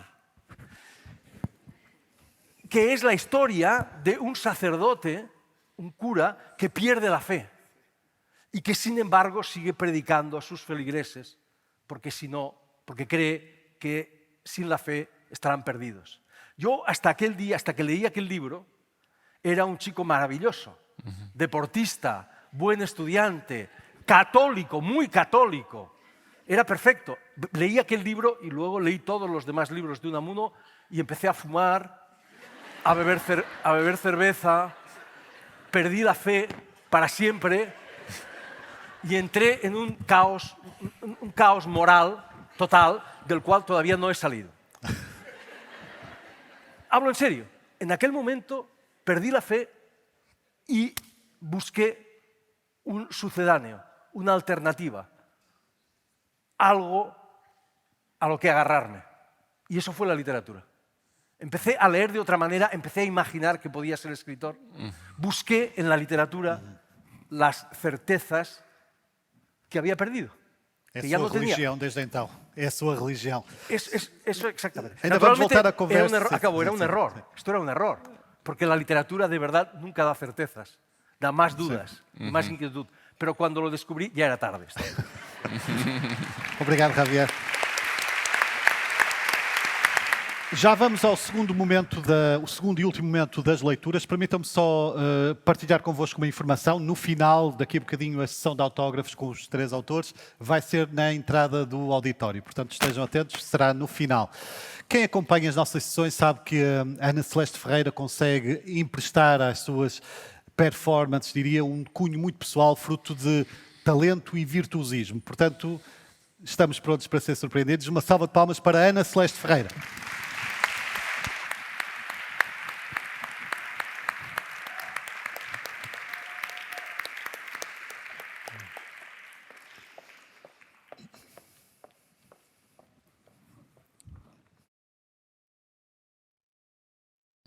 Olá, boa tarde. Eu vou ler-vos 3 pequeninos excertos de 3 livros dos nossos 3 autores. O primeiro excerto é do livro Soldados de Salamina, do Javier, e nele nós ouvimos um veterano de guerra, Miralles, a narrar as suas memórias a um jornalista que quer escrever um livro sobre a Guerra Civil. O segundo excerto é do livro As Doenças do Brasil, do Walter, e nele temos uma personagem indígena chamada Boa de Espanto, que está a tentar recordar a violação de que foi vítima e está a narrá-la ao seu marido, Altura Verde.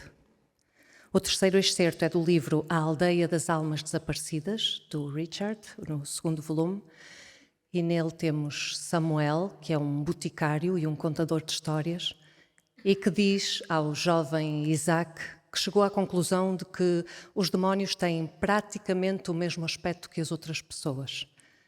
O que me levou a mim a concluir ou a ponderar que, então, talvez também Deus, ou os deuses, ou os anjos, ou o que quisermos, também possam ter um aspecto humano, um aspecto igual ao das outras pessoas, e possam também andar por aí no meio de nós.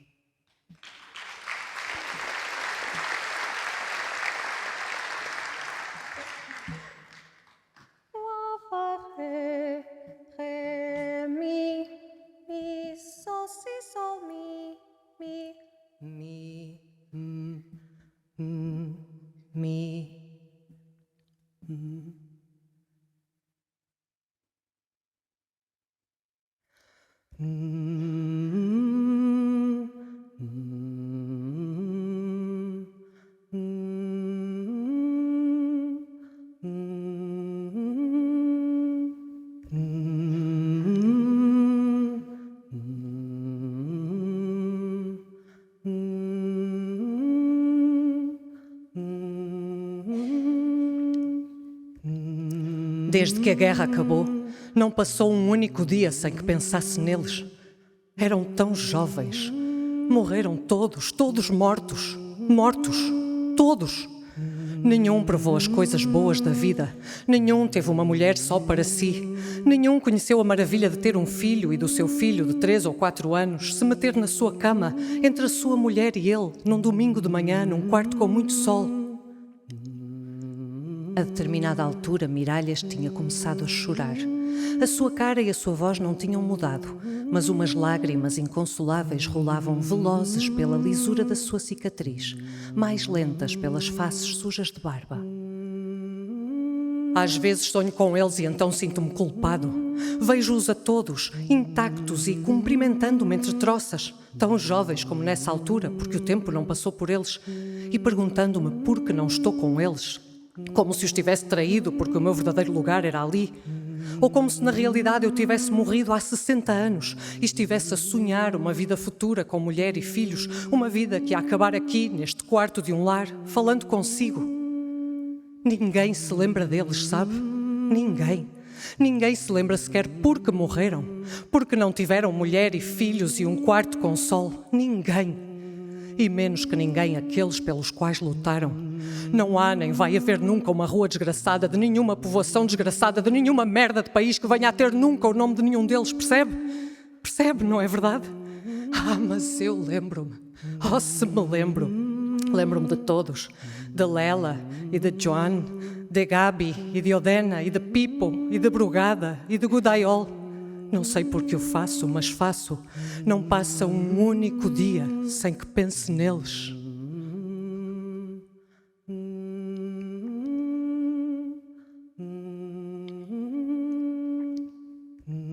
Another head hangs slowly, child is slowly taken.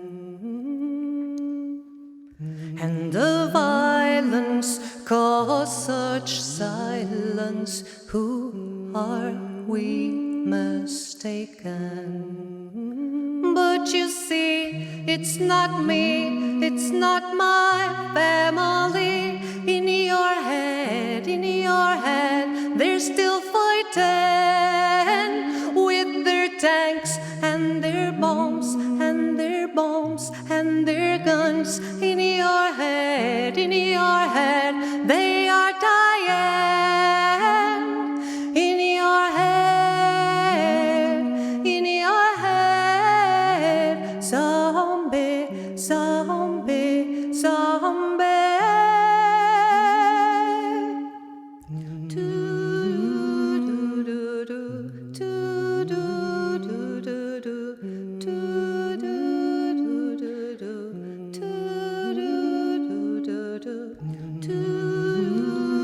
Miralhas deixou de falar, tirou um lenço, enxugou as lágrimas, assoou-se, fê-lo sem pudor, como se não o envergonhasse chorar em público, tal como faziam os velhos guerreiros homéricos, tal como teria feito um soldado de Salamina.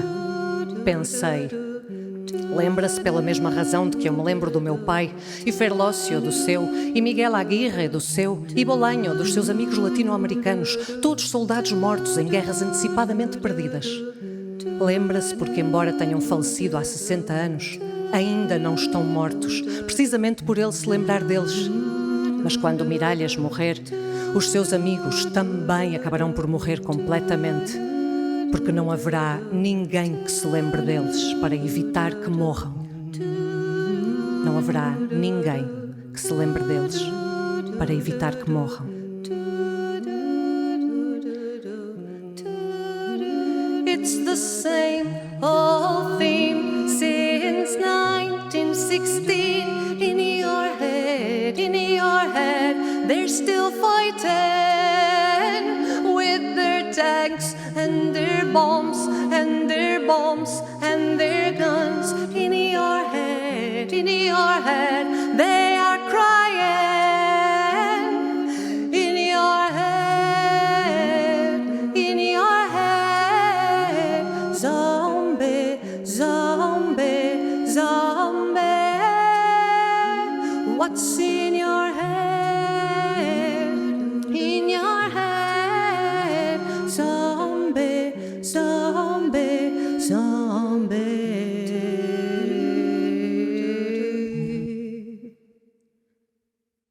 Durante muito tempo estivemos a conversar sobre outras coisas, entre nescafés, cigarros e longos silêncios, como se não tivéssemos acabado de nos conhecer nessa manhã. Miralhas levantou-se da poltrona, agarrou na bengala e disse: "Não o ajudei muito, não é verdade? Acha que conseguirá escrever o seu livro?" "Não sei", respondi com sinceridade, mas depois disse: "Se o fizer, prometo-lhe que falarei dos seus amigos."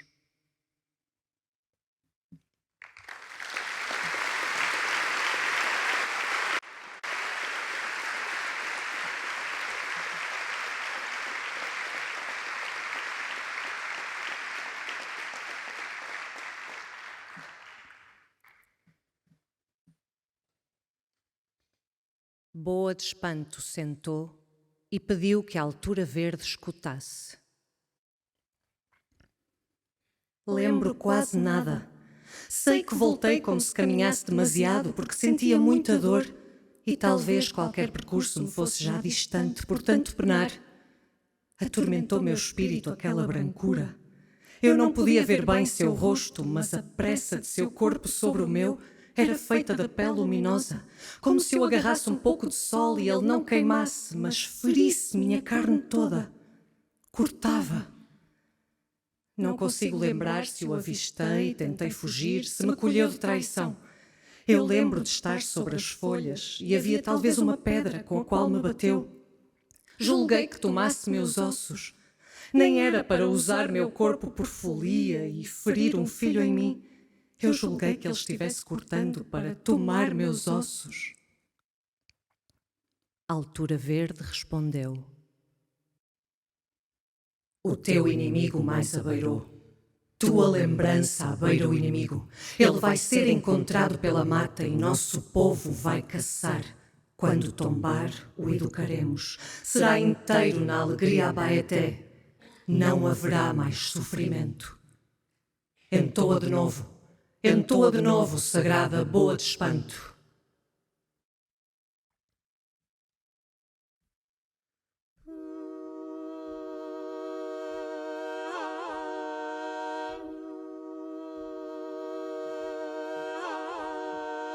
Havia água. Talvez estivesse perto do igarapé, mas não escutava nada, porque eu só escutava como algo quebrava sob mim e temia que fosse eu própria. Eu entendi que o animal entrava no meu corpo. Entendi. Ele era calado. O branco é uma fera que sabe ser silente. E meu berro passava sem eco por seu vazio. Eu sinto que berrei, mas depois eu quis calar também, morrer forte. E era sempre tudo muito claro. Eu continuo a ver apenas um corpo de luz pesando sobre mim e essa impressão de algo quebrar. Podia ser osso, mas eu não quebrei osso, sagrado altura verde. Tu sabes. Eu voltei de esqueleto inteiro, estou inteira de cada pedaço. E sinto que morri. Sagrada altura verde, eu inteira morri. Ele agarrou minhas mãos, comprimindo de encontro ao chão, afundando quase como se plantasse meus pulsos. Ele bateu muito, mas eu julgo que foi depois de amainar. Teve sua folia, amainou e bateu. Deve ter usado um galho que quebrou de algum tronco caído, porque eu lembro de quebrar alguma coisa. Estava sempre quebrando alguma coisa. E como era o inimigo, sagrada boa de espanto? Como era?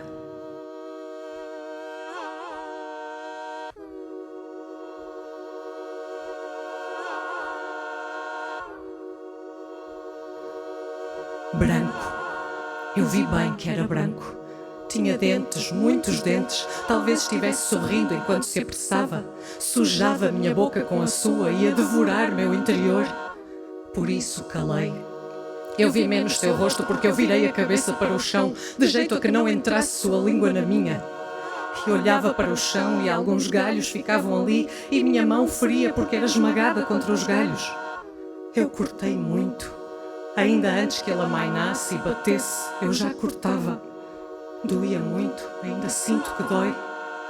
Mas eu vi bem que era branco. O inimigo branco. Conta como viste. Era nos meus olhos. Tão claro que parecia imenso por ser indistinto da luz vinda do céu. Ou seriam seus olhos grandes metidos nos meus em pânico? Talvez por isso não possa lembrar do seu rosto. O tamanho do inimigo branco era vazio, como se fosse tão covarde que nem ali estivesse enquanto me atacava. O teu inimigo mais abeirou, tua lembrança abeira o inimigo. Ele vai ser encontrado pela mata e nosso povo vai caçar. Quando tombar o educaremos, será inteiro na alegria abaeté. Não haverá mais sofrimento.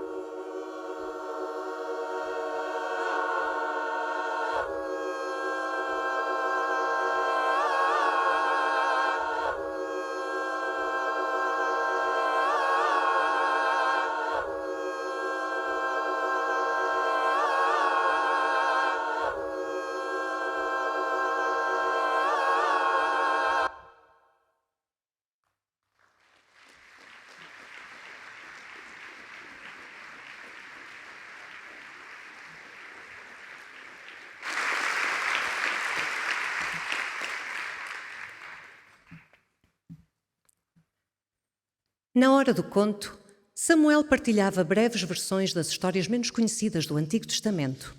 E foi assim que soubemos do rei David, de Hagar, de David e Betsabé, de José e de muitas outras figuras bíblicas. Tal como prometera, também me ensinou a oração da rainha Esther numa das aulas de domingo. Não te esqueças de mim, ó Senhor. Está presente para mim na hora da minha aflição e dá-me coragem, porque estou sozinho e não tenho senão a ti a quem recorrer. Noutra ocasião memorável, Samuel fez uma pausa nas aulas de inglês e falou-me no rei dos demónios, Asmodeu, que descreveu como tendo asas negras, olhos cor de fogo e garras douradas. Disse que muito tempo antes, Asmodeu entrara à socapa no Palácio Real de Jerusalém e amarrara o rei Salomão com cordas, raptando-o em seguida. Voara depois para longe com o monarca assim submetido, deixando-o num deserto da Arábia, para então ocupar o trono israelita. Aí governou até ao regresso de Salomão, que o expulsou da cidade. E depois Samuel acrescentou: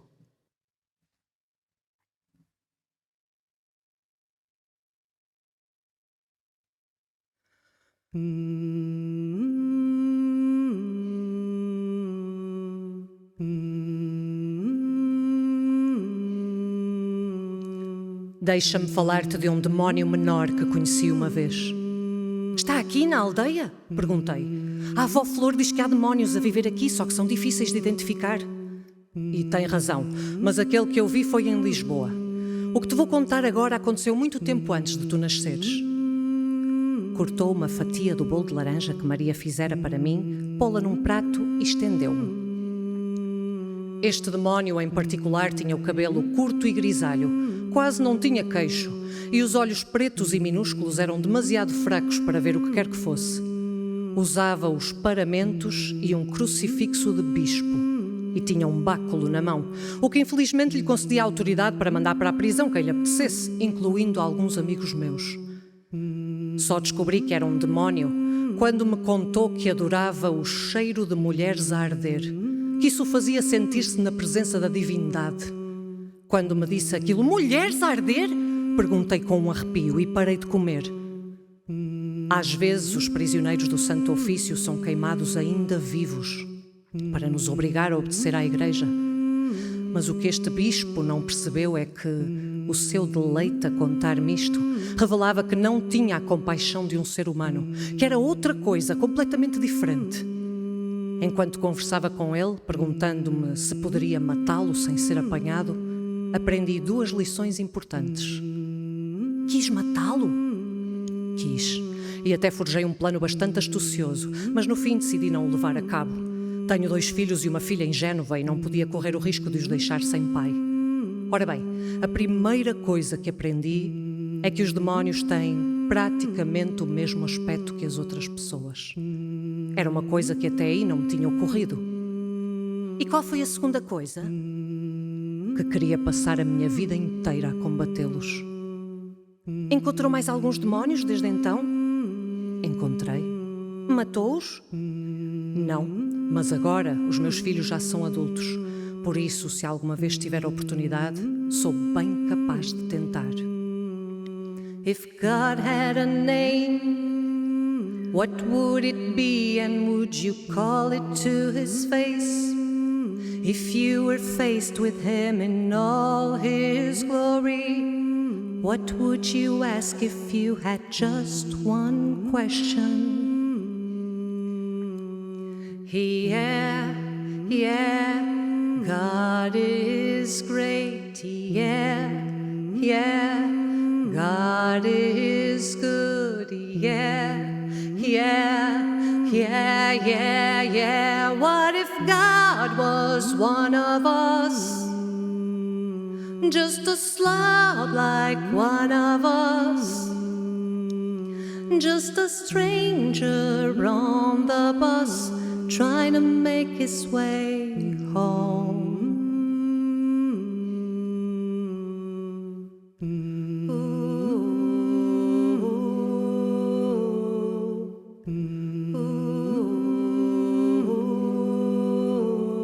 If God had a face, what would it look like and would you wanna see?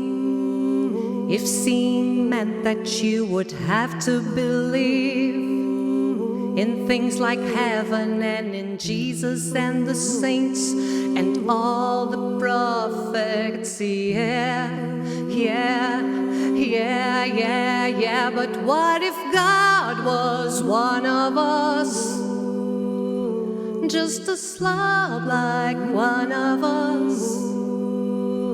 Just a stranger on the bus trying to make his way home. Just trying to make his way home. Back up to heaven all alone. Trying to make his way home. Just trying to make his way home.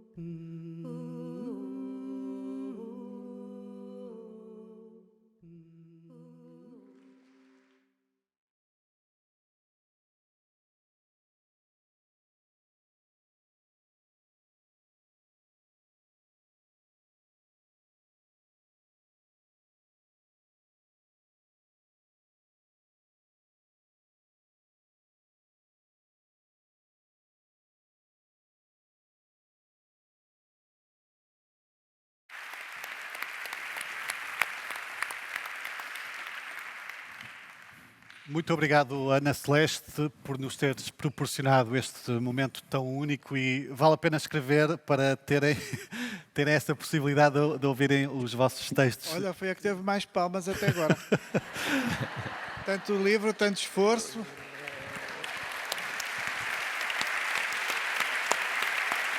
No entendí esto. Has sido quien ha tenido más aplausos. Infelizmente vamos ter, No has sido tú. vamos ter que terminar.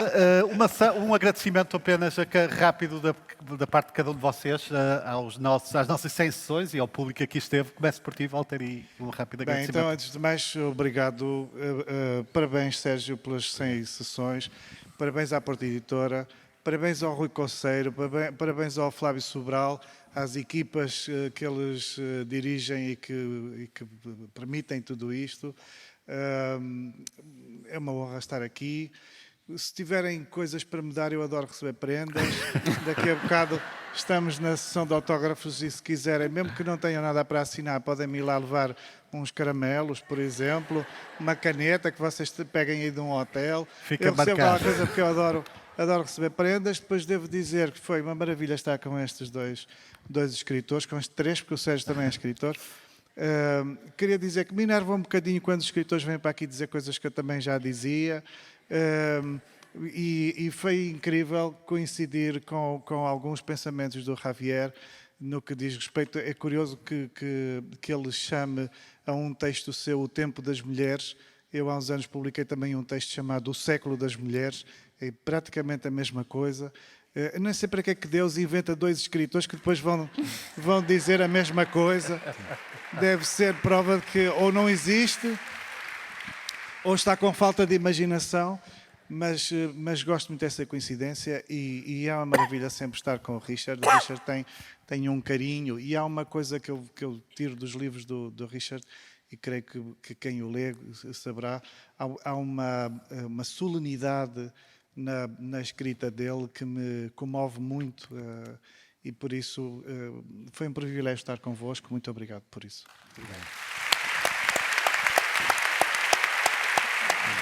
Obrigado.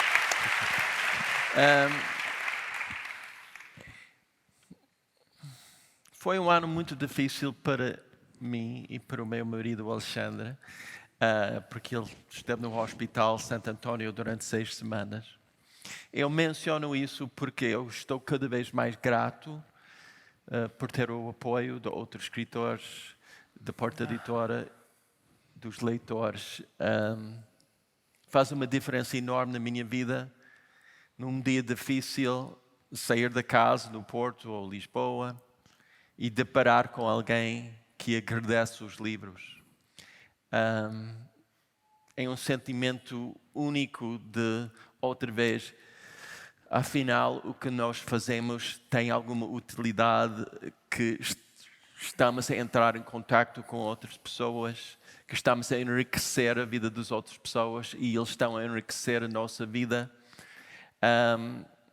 Também quero agradecer esta última performance. Eu fiquei muito comovido com a última canção, que me lembrou de que quando deparamos com uma pessoa na rua, ou no restaurante, no café, não percebemos que essa pessoa já passou por traumas terríveis e dificuldades terríveis. É um sobrevivente. Cada um de nós é um sobrevivente. E por isso eu acho que temos que lembrar-nos disso e temos a obrigação quase de tratar as outras pessoas com carinho, com solidariedade, com empatia e com amor. E é fácil esquecer-nos.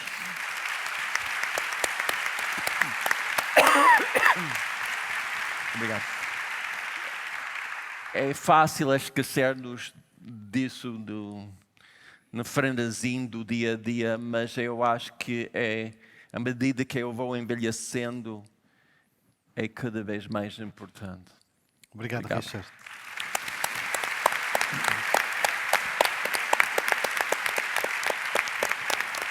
Javier, um agradecimento final também, por favor. Pode ser de pé. Outra coisa importante, o meu espanhol está a melhorar, porque eu entendo, Javier. Final em português. Uns versos de um grande poeta português, que não é Pessoa. Mário Cesarini.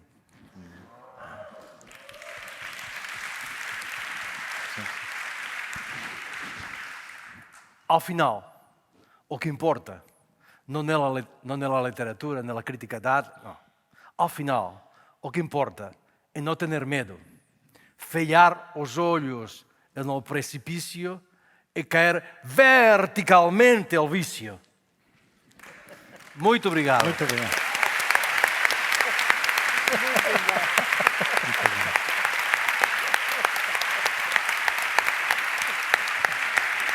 Muito obrigado por terem vindo. Permaneçam, por favor, nos vossos locais. Vamos tirar uma fotografia do grupo e quero que todos estejam presentes. Não se esqueçam que a sessão de autógrafos vai ter lugar junto à bilheteira logo à saída. Mais uma vez, muito obrigado. Podem levantar-se, por favor. Vamos tirar uma